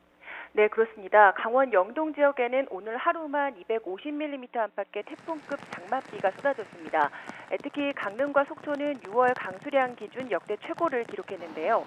212mm의 비가 내린 강릉은 관측이 시작된 1911년 이후 109년 만에 6월 중 가장 많은 비가 내렸습니다. 속초는 183mm의 비가 내렸는데 첫 관측이 시작된 1968년 이후에 52년 만에 6월 최다 강수량을 기록했습니다. 또 오늘 아침 미시령 부근에서 초속 32.3m의 태풍급 돌풍이 관측됐고 강릉 용강동에서는 1시간 최대 강수량이 무려 56.3mm로 기록이 됐습니다. 이 정도면 하늘에서 양동이로 물을 퍼붓는 수준으로 장대비가 앞이 보이지 않을 정도로 쏟아지는 강한 비바람입니다. 이로 인해 해안과 일부 내륙에서는 크고 작은 피해가 발생했습니다. 기상청은 장마전선에 동반한 소형 태풍급 정도의 강한 저기압이 남부지방에서 영동지방으로 이동한 데다 지형적인 요인인 동풍의 영향이 더해질 것이 원인이라고 밝혔습니다. 12시간 가까이 집중호우가 이어진 영동지방은 일단 큰 고비는 넘긴 것으로 보입니다. 비바람의 강도가 점차 약해질 것으로 예상되면서 오늘 오후 4시 이후에 이 지역의 호우특보와 강풍특보, 폭풍해일주의보는 모두 해제가 됐습니다. 다만 내일 오전까지 최고 60mm의 비가 더 내리는 데다 이미 많은 비로 지반이 약해져 있어서 적은 양의 비에도 산사태와 침수 피해가 발생할 수 있는 만큼 지속적인 대비가 필요합니다. 장마전선은 먼 남해상으로 물러나 당분간 소강 상태에 들겠고 내륙은 주말까지 다시 30도 안팎의 찜통더위가 찾아올 전망입니다. 지금까지 YTN 정혜윤입니다. 조국 전 법무부 장관 일가의 사모펀드 의혹 관련 핵심 인물인 오촌 조카 조범동 씨에 대해서 2심에서 징역 4년의 실형이 선고됐습니다. 조 씨의 공소 사실 가운데 공범으로 기소된 정경심 교수와 관련해서도 재판부는 비교적 구체적인 판단을 내놨습니다. 취재기자 연결해서 자세한 내용 알아보겠습니다. 강희경 기자. 네, 서울중앙지법입니다. 예, 사모펀드 의혹과 관련한 핵심 인물 조범동 씨가 1심에서 실형을 선고받았군요. 네, 서울중앙지방법원은 조국 전 법무부 장관의 오촌 조카인 조범동 씨에게 징역 4년에 벌금 5천만 원을 선고했습니다. 조 씨는 조 전 장관 일가의 사모펀드 의혹 관련 핵심 인물로 자본시장법 위반과 특정경제범죄 가중처벌법상 횡령, 증거혼익 교사 등의 혐의로 구속 기소됐습니다. 재판부는 먼저 조 씨가 사모펀드 운영사인 코링크 PE의 대주주이자 코링크를 통해 WFM 주식을 소유한 대주주로서 의사결정권자의 지위에 있었다고 판단했습니다. 최종 의사결정권자의 지위가 아니라 유죄가 인정될 수 없다는 조 씨의 주장을 처음부터 받아들이지 않은 겁니다. 이를 토대로 공소사실별 유무죄를 판단했는데요. 먼저 정 씨가 코링크 PE나 WFM 등으로부터 횡령한 것으로 기소된 금액 89억 원 대부분을 유죄로 인정했습니다. 코링크를 실질적으로 운영하며 WFM을 무자본 인수하고 전환사채 관련 허위 공시로 주가 부양을 시도했다는 혐의에 대해서도 판단했습니다. 조 전 장관 수사가 본격화하던 시기 증거인멸과 은닉을 교사했다는 혐의도 유죄 판단이 나왔습니다. 네, 정경심 교수가 공범으로 함께 기소된 부분에 대해서는 재판부가 어떻게 판단했습니까? 조 씨 공소사실 중 3가지에는 조 전 장관 부인인 정경심 교수가 공범으로 적시돼 있습니다. 먼저 허위 컨설팅 계약을 맺고 코링크 PE 자금 1억 5천여만 원을 횡령한 혐의에 대해서는 정 교수가 코링크에 빌려준 돈에 대해 이자를 지급한 거라고 결론 내렸습니다.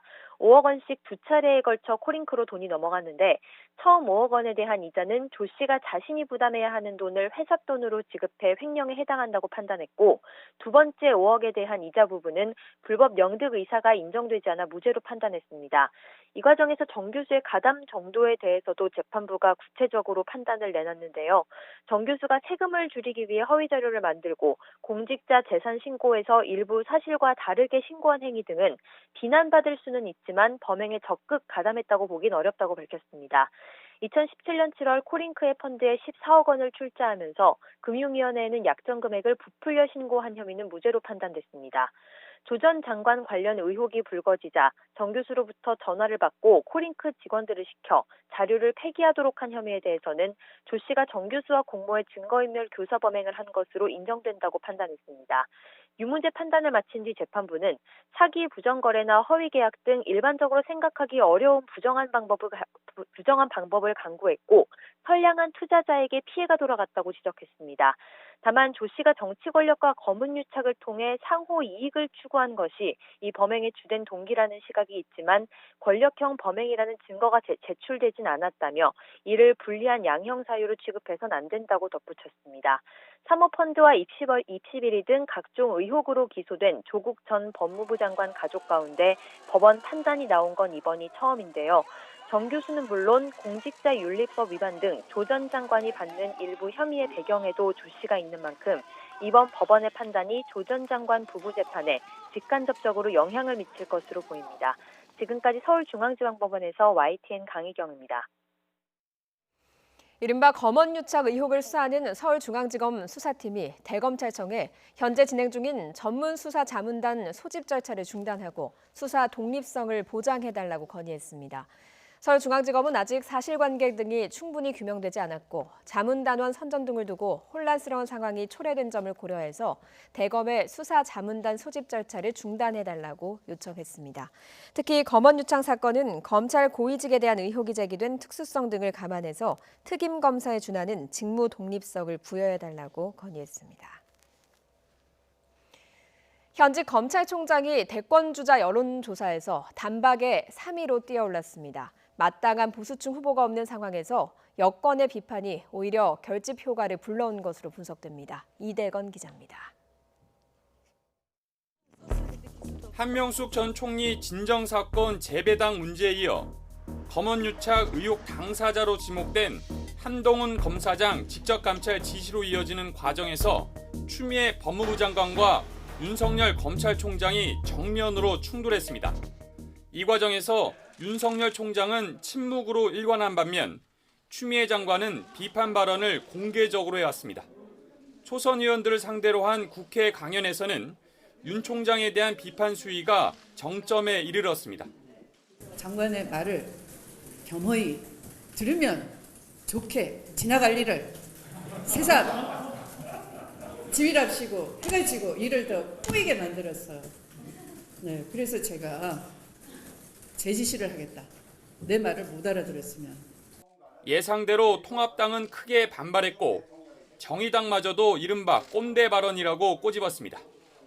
민주당 안에서도 외부에서의 검찰개혁 목소리가 결국 소모적 논쟁만 불러일으켜 뜻하지 않는 결과가 나올 것이라는 우려가 제기됐습니다. 검찰개혁의 주체가 돼야 됩니다. 외부에서 압박하는 개혁으로 검찰은 안 바뀝니다. 계속 소모적인 싸움만 반복돼요. 이 같은 우려는 어느 정도 현실로 나타났습니다. 윤석열 총장을 처음으로 포함한 차기 대선 주자 여론조사에서 3위에 올라섰습니다. 다른 보수 후보 지지율에 비해 2배 정도나 높습니다. 이달 초 다른 여론조사 기관에서 나온 지지율 1%에 비하면 최근 갈등 국면을 거치면서 급상승한 것으로 보입니다. 윤석열 총장이 얻은 10% 지지율은 마땅한 후보를 찾지 못하는 보수층 쏠림 현상의 결과로 분석됩니다. 결국 때리면 때릴수록 윤석열 검찰총장에 대한 보수층의 지지율은 오를 가능성이 큽니다. 윤석열 체제 중심의 검찰에 대한 개혁의 목소리가 정당하더라도 정치적으로 해석될 여지가 있다는 의미이기도 합니다. YTN 이다운입니다. 네, 부동산 정책에 대해서 좀 자세히 짚어보도록 하겠습니다. 정부의 21번째 부동산 정책 나왔죠? 그런데도 부동산 시장 여전히 잡히지 않고 있습니다. 6.17 부동산 대책 이후 규제를 벗어난 지역을 중심으로 이른바 풍선 효과가 나타나기 시작을 했죠.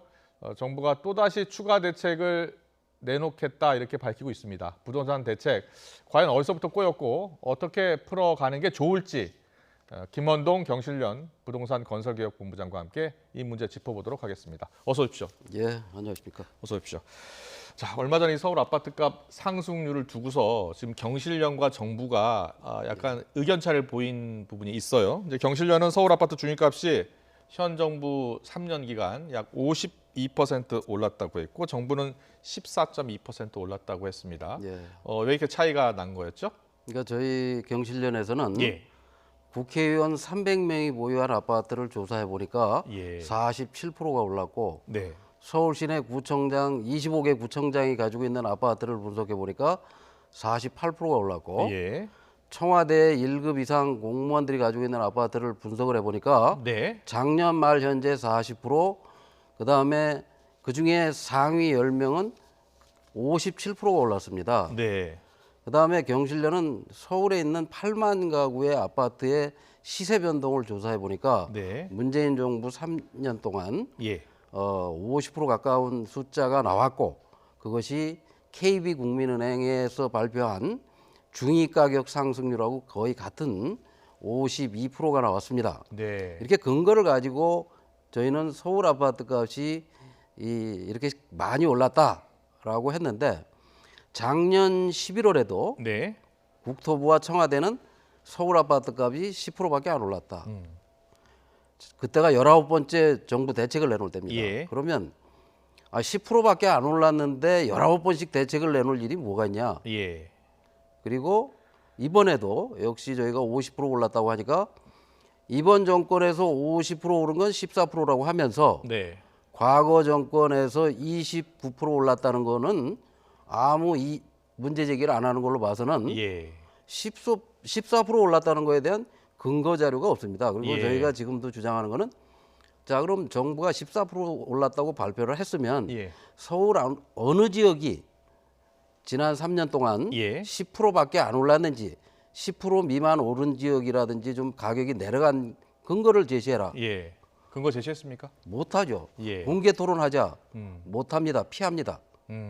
그렇게 그거는 이제 왜 그러냐면 그렇게 대통령 청와대와 국민을 왜곡한 숫자를 가지고 어떻게 보면 가짜 뉴스를 가짜 통계를 제시해 온 것이 이번에 확인된 셈입니다. 네, 알겠습니다. 그러면 이 부동산 대책을 21번 내놨는데도 불구하고 집값이 계속 오르고 있는 이유는 어디에 있습니까? 정부는 계속 집값을 잡겠다고 하면서 대책을 내놓은 거거든요. 이건 이 문재인 정부 첫 번째 그 부동산 정책을 총괄했던 청와대 김수현 수석이 2017년 그 집값이 집권하자마자 집값이 오르기 시작했습니다. 8월에 뭐라고 했냐면 강력한 대책을 내놓을 테니 내년 4월까지 집 가진 공직자나 집을 여러 채 가진 사람은 팔아라. 팔 기회를 주겠다. 이렇게 그 굉장히 강력한 대책을 내놓을 것처럼 얘기를 했습니다. 그런데 그때 집을 팔았던 사람들이나 그때 그 교육부 장관이 집을 팔았습니다. 그 외에 대다수의 사람은 집을 안 팔았습니다. 예. 집을 판 사람들은 다 후회를 하고 있고 예. 50% 올랐는데 평균이 예. 결국은 50% 손해본 거죠. 집을 판 사람들은. 예. 정부 말을 믿고 움직인 사람들은 다 손해를 보고 네. 정부 말과 반대로 한 사람들은 다 그 가격 상승으로 인한 불로소득을 얻었는데 예. 이 정부가 어떤 대책을 내놓든 20번 대책을 내놨는데 20번 대책을 내놓은 정부가 10%밖에 안 올랐다는데 이렇게 믿을 수 없는 자료와 통계와 대책을 내놓는데 많은 사람이 불안해서 네. 집을 젊은 사람들까지 집을 빨리 사지 않으면 큰 손해를 보겠다는 생각을 갖게 만들었고 정부가 어떤 정책을 내놔도 이제는 쉽게 시장에 영향을 주지는 못할 거라고 봅니다. 근데 지금 문재인 정부에서는 과거 박근혜 정부 때 규제를 너무 많이 풀어서 그 규제를 너무 많이 풀고 빚내서 집 사라 이런 정책을 내세우면서 집값이 급등하기 시작을 했고 그게 이제 문재인 정부까지 이어졌다 이런 주장이거든요. 그러면 예. 무능한 정부라는 거를 얘기하는 거죠.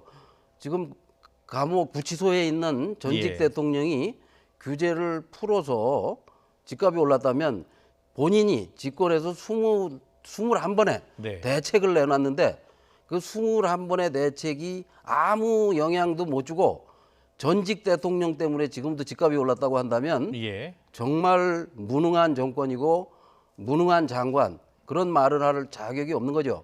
그러니까 문재인 정부 1년, 2년 차까지 그런 얘기를 저도 간혹 들었습니다. 네. 그렇게 무능한 정권이었기 때문에 중간에 대통령 임기도 마치지 못하고 퇴출됐다면 그 새로 대통령이 된 사람은 최소한 예. 그때 잘못된 걸 즉시 바로 잡아야죠. 예. 그리고 그때 풀었기 때문에 3년이 갔다면 그럼 지금부터 해서는 다음 정권까지 못 잡겠네요. 그런 말 자체가 말이 안 되는 겁니다. 네. 그렇다면 어떤 대책을 내놔야 했습니까? 그리고 지금 어떤 대책이 필요한 겁니까? 어떤 대책이 필요하냐면 예. 지금 집값이 오른 원인을 정확하게 진단해야 됩니다. 첫 네. 번째는 이 정부는 임대 사업자가 네. 집을 50채, 100채, 500채를 가져도 예. 취등록세와 보유세와 종부세와 나중에 양도했을 때 양도소득세까지 다 깎아주겠다고 했습니다. 예. 그래서 그 사람들이 이 박근혜 정부에서 임대사업자가 보유하고 있던 주택이 30만 채였는데 네. 지금 최근 3년 동안 100만 채를 사들여가지고 예. 130만 채가 됐습니다. 그러니까 특정 세력들이 100만 채의 주택을 샀습니다. 네. 그 사람들한테는 세금을 한 푼도 걷지 않고 더더군다나 그 2018년에는 예. 그 다주택자 임대사업자에게 대출을 보통 사람들에게는 50% 대출하던 걸 40%로 줄였는데 예. 임대사업자들은 집값의 80%까지 대출을 해줘서 집을 사서 월세만 내놓고 월세 보증금만 받아도 집을 살 수 있게 그런 특혜를 줬습니다. 즉 예. 투기를 부추기거나 조장을 한 거죠.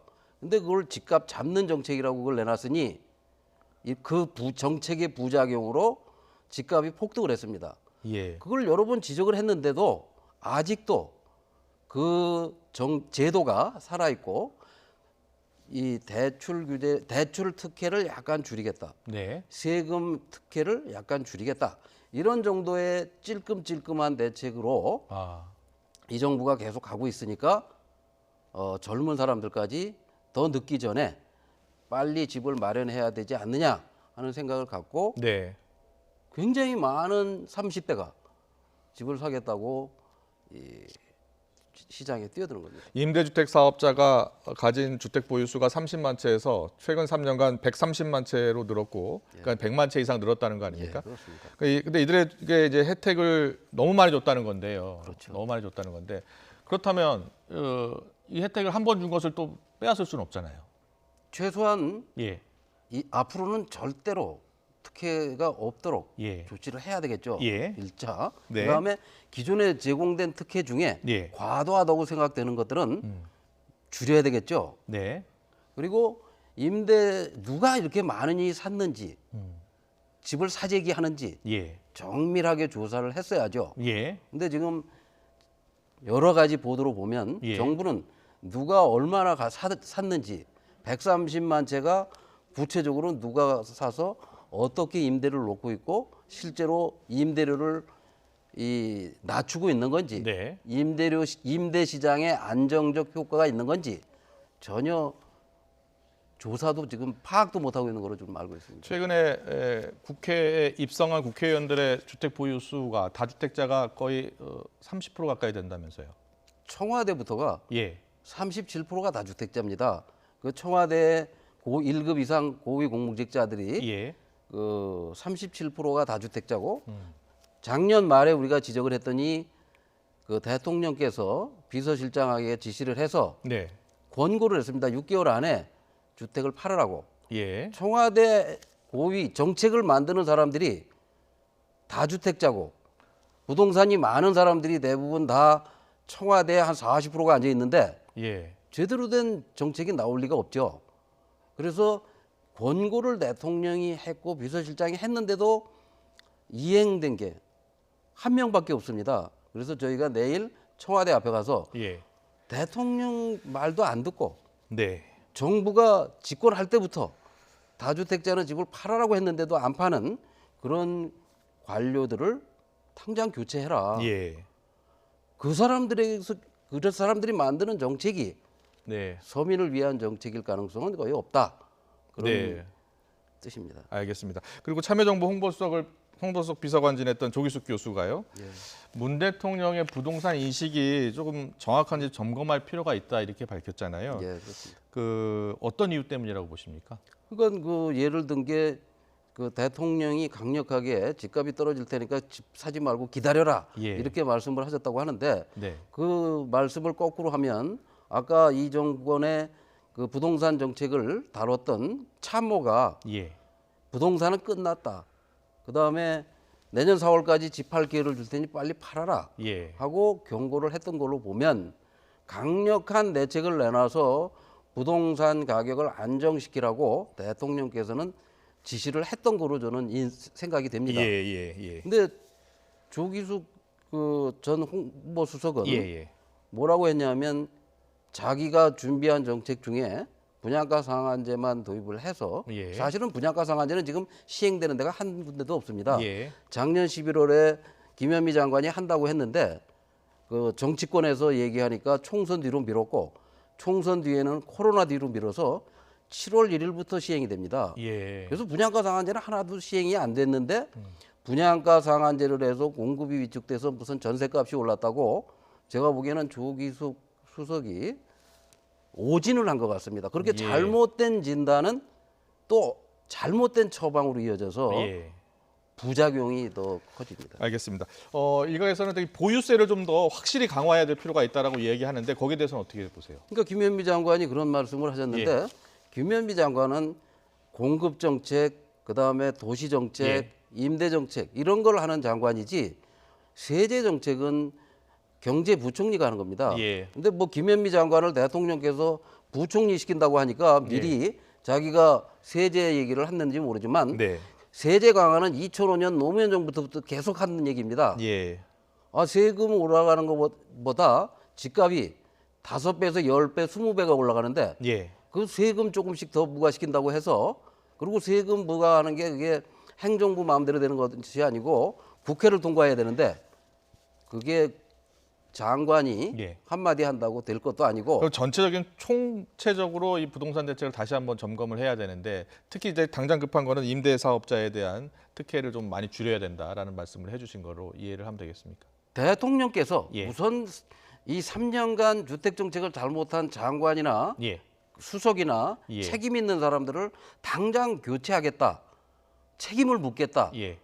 그리고 정말 잘못했다, 국민들께 사과하시고 이런 강력한 대책이 사람 머리와 가슴에서 정책이 나오는 건데 그 집값을 올린 사람들을 자꾸 국민을 속여온 그 참모들을 앉혀놓고 정책을 맡기면 아무 효과 없는 정책만 계속 나와서 6.17 대책도 아무 효과를 얻지 못하고 내놓은 지 보름 만에 일주일밖에 안 됐는데 부작용 때문에 제가 보기에는 한 달 안에 또 대책을 내놓을 거라고 봅니다. 알겠습니다. 시간 관계상 여기까지 들어야 될 것 같은데 나중에 다시 한번 모시고 좀 더 이야기 나눠보도록 하겠습니다. YTN이 좀 많이 해주셨으면 좋겠습니다. 네, 알겠습니다. 지금까지 김원동 경실련 부동산 건설개혁 본부장과 함께 부동산 문제 무엇이 문제인지 짚어봤습니다. 잘 들었습니다. 고맙습니다. 예, 감사합니다.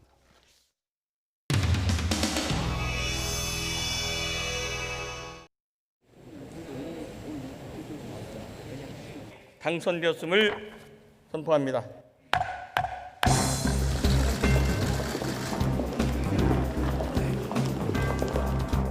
부패가 없어지고 일당 독재가 선언된 날로 역사에 기록될 것입니다.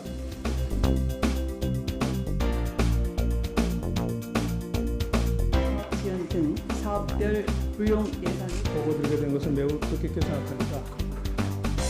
이번 추가 경정 예산안의 시급성이 요구되는 바 오늘 회의에서 심의를 마친 후에 많은 우리 당의 의원들이 지금 장관님의 검찰에 대한 지휘를 정당하고 필요한 일이라고 판단하고 있습니다. 검사들은 자기 권력 갖고 자기 주변 사람들 감싸고 덮어주고 간다. 이렇게 국민들이 믿고 있으면 그 검찰의 앞으로의 집행행위에도 승복하겠습니까? 그런 길을 갈 수 있도록 많은 고언과 채찍과 당근을 당부드리겠습니다.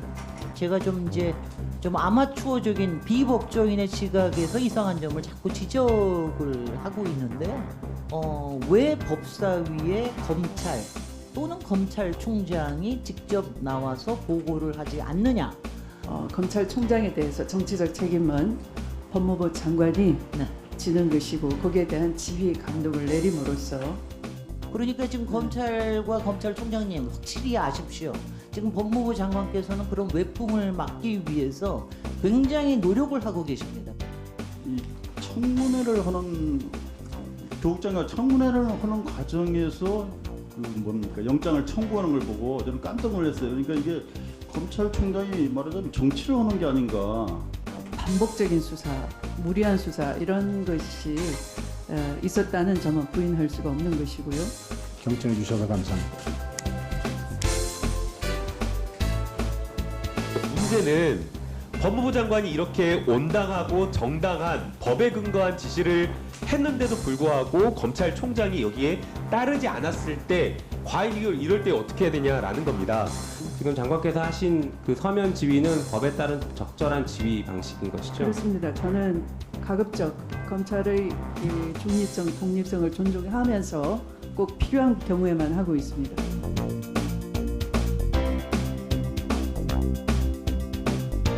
민생을 볼모로 잡고 있고 또 상임위원도 제출하지 않아서 오늘 벌써 4번째 상임위를 여는데도 불구하고 이렇게 화형으로 열게 돼서 몹시 유감이고 하루빨리 들어와서 국난 극복을 위해서 힘을 모아주셨으면 좋겠습니다. 장관님, 이렇게 법사위원장을 둘러싸고 이렇게 논쟁을 벌이는 이유가 뭡니까? 그렇죠? 모르겠습니다. 잘 모르겠습니까?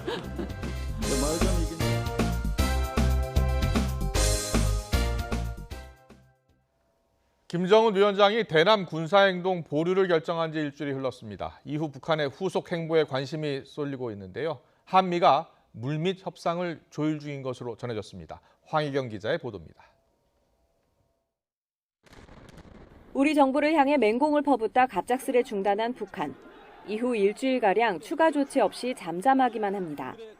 이례적으로 예비회의를 개최해 곧 본회의가 열릴 것으로 예상됐던 당 중앙군사위도 감감무소식. 때문에 대남 공세를 중단해야 할 내부 사정으로 인해 계획에도 없던 중앙군사위까지 동원한 것 아니냐는 추측도 나오고 있습니다. 정부도 북측이 대남 공세를 멈춘 데 대해 일단 긍정적이라고 밝혔지만 신중한 분위기 속에서 추가 동향을 예의주시하고 있습니다. 정부는 지금 관련 사항을 신중하게 검토해 나가면서 비핵화와 한반도 평화 또 남북관계 개선을 위한 방안을 모색해 나가도록 하겠습니다. 특히 김영철 부위원장이 대남 군사 행동은 보류된 것일 뿐이라며 추가 행동 가능성을 경고한 것도 간과할 수 없는 부분입니다. 8월 한미연합훈련 재개 여부가 주요 변수가 될 거란 전망 속에 조만간 열릴 것으로 보이는 한미 국방장관 회담 결과를 북한도 지켜볼 것으로 보입니다. 한미 실무 그룹을 파기해서 나오는 것을 우선적으로 요구하고 있는 것으로 생각합니다. 있는 연합훈련에 대해서도 지금 분명한 문제 제기를 하고 있는데 이것은 전작권 전환이 걸려있기 때문에 우리 정부 입장에서는 매우 곤혹스러울 것이다라고 생각을 합니다. 이런 가운데 북핵 문제를 담당하는 스티븐 비건 미국 국무부 부장관이 방안을 추진 중인 것으로 알려졌습니다. 코로나19 상황으로 유동적이긴 하지만 이르면 7월 방안을 목표로 한미 간 일정을 조율하고 있는 것으로 전해졌습니다. 11월 미국 대선과 10월 10일 북한 노동당 창건 75주년을 앞두고 북한의 깜짝 도발 가능성이 제기되는 만큼 북한을 다시 대화 테이블로 유도하기 위한 한미 간 공조 논의가 활발해질 것으로 보입니다. YTN 황희경입니다. YTN의 주민 갑질의 경비원 극단적 선택과 인터뷰 광주를 향한 의기 보도가 제140회 이달의 방송기자상을 받았습니다. 방송기자협회는 오늘 오전 서울 목동 방송회관에서 시상식을 갖고 YTN 안윤학 나혜인 윤성수 기자의 주민 갑질의 경비원 극단적 선택 연속 보도를 뉴스 부문 수상작으로 선정했습니다. 또 영상 취재 부문에서는 YTN 이상엽, 연진영, 박재상 기자의 인터뷰 광주를 향한 의기가 수상했습니다.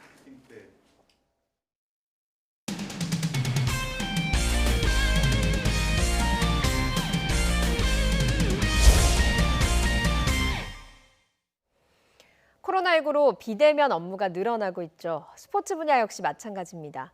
몸싸움이 필수인 핸드볼 종목에서도 온라인 훈련으로 지도자를 교육하고 있는데요. 교재도 여러 나라로 수출되고 있습니다. 조은지 기자입니다. 화려한 조명 아래 카메라 렌즈 앞에서 씩씩하게 뛰는 핸드볼 선수들. 상대팀도 관중도 없지만 전설들 가르침에 맞춰 열심히 공을 던집니다.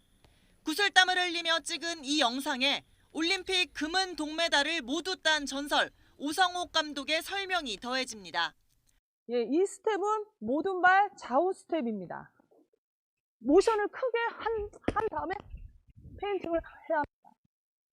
녹색 배경의 가상 스튜디오에서 수차례 NG를 내면서 만든 이른바 핸드볼의 정석입니다.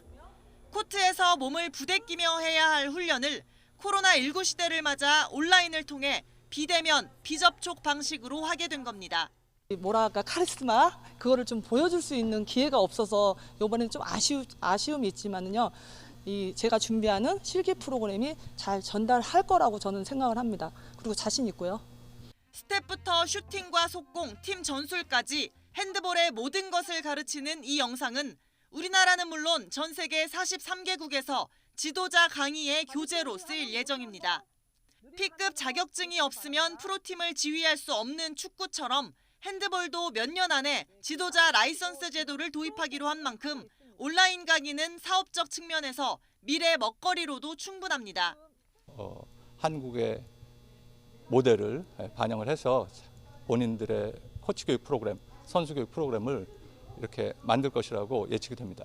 K 핸드볼, K 스포츠라고 불릴 수 있는 코로나와 함께 살아야 하는 뉴 노멀 시대 핸드볼이 발빠르게 명품 교재를 제작하며 위기를 기회로 만들고 있습니다. YTN 조은지입니다. K리그 대구FC의 브라질 특급 세징야가 태극마크를 달고 싶다고 해서 축구 팬들이 들썩이고 있습니다. 귀화를 희망하는 건데요. 과거 사례를 보면 만만치는 않아 보입니다. 양시찬 기자입니다. 40여 미터를 질주해 만든 시원한 중거리 슛에 수비수 서너 명이 막아도 소용없는 개인기까지. 2016년 처음 한국 땅을 밟은 세징야는 5년째인 올 시즌도 리그에서 독보적인 활약을 이어가고 있습니다. K리그 38년 역사상 19명밖에 밟지 못한 40골 40도움 클럽 가입도 눈앞에 뒀습니다. 이런 세징야가 귀화와 함께 태극마크를 꿈꾸고 있어 팬들을 들썩이게 하고 있습니다. Seria um sonho para mim realizado, poder estar me naturalizando e poder, quem sabe, aí defendendo as cores da seleção coreana e estar aí disputando uma Copa do Mundo seria fantástico. 하지만 과거 사례를 보면 과정은 녹록지 않습니다. 외국인 선수 귀화설은 거의 매년 흘러나오고 있지만 한국 땅을 밟은 역대 외국인 축구 선수 887명 중 귀화에 성공한 사례는 단 4명. 그마저도 많이 사는 5개월 만에 국적을 포기하고 고국으로 돌아가 사실상 3명이 전부고 선수로 태극마크를 단 경우는 없었습니다. 올림픽 같은 큰 국제대회를 앞두고 일부 기량이 월등한 선수들을 대상으로 특별 귀화가 추진되기도 하지만 아직 축구 선수의 사례는 없습니다.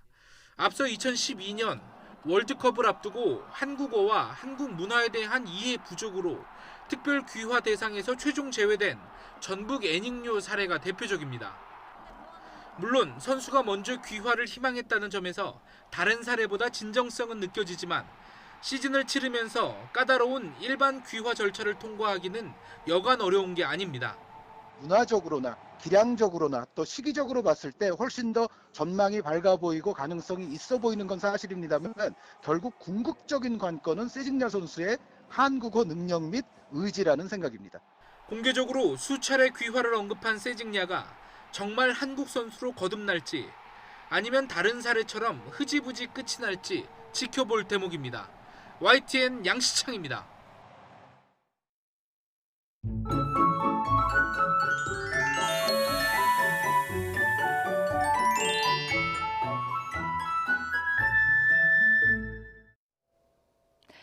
태풍급의 장맛비가 오면서 강원 영동 지역에 기록적인 6월 호우가 쏟아졌습니다.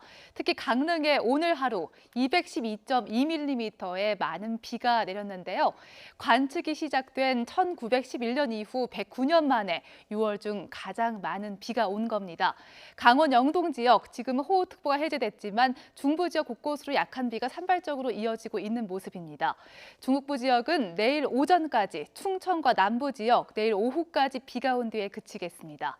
그 사이 영동 지역에 최고 60mm의 적지 않은 비가 더 오겠고요. 서울 등 그 밖의 내륙 지역은 5에서 많게는 10mm의 비가 오겠습니다. 내일 차차 비가 그치고 맑은 날씨를 보이겠지만 동해안 지역은 너울성 파도가 내일도 높게 일겠습니다. 내일 낮 기온은 오늘보다 2도에서 5도가량 오르겠습니다. 서울의 한낮 기온이 25도까지 오르겠고요. 청주와 대전 26도, 대구는 28도까지 높아지겠습니다. 모레부터는 기온이 더 높아지면서 주말까지 30도 안팎의 찜통 더위가 이어지겠고 휴일에 남부지방을 시작으로 다음 주 초반엔 다시 전국에 장맛비가 오겠습니다. 날씨 정보였습니다. 이어서 저녁 종합뉴스 이브닝 뉴스가 방송됩니다. 시청해주신 여러분 고맙습니다.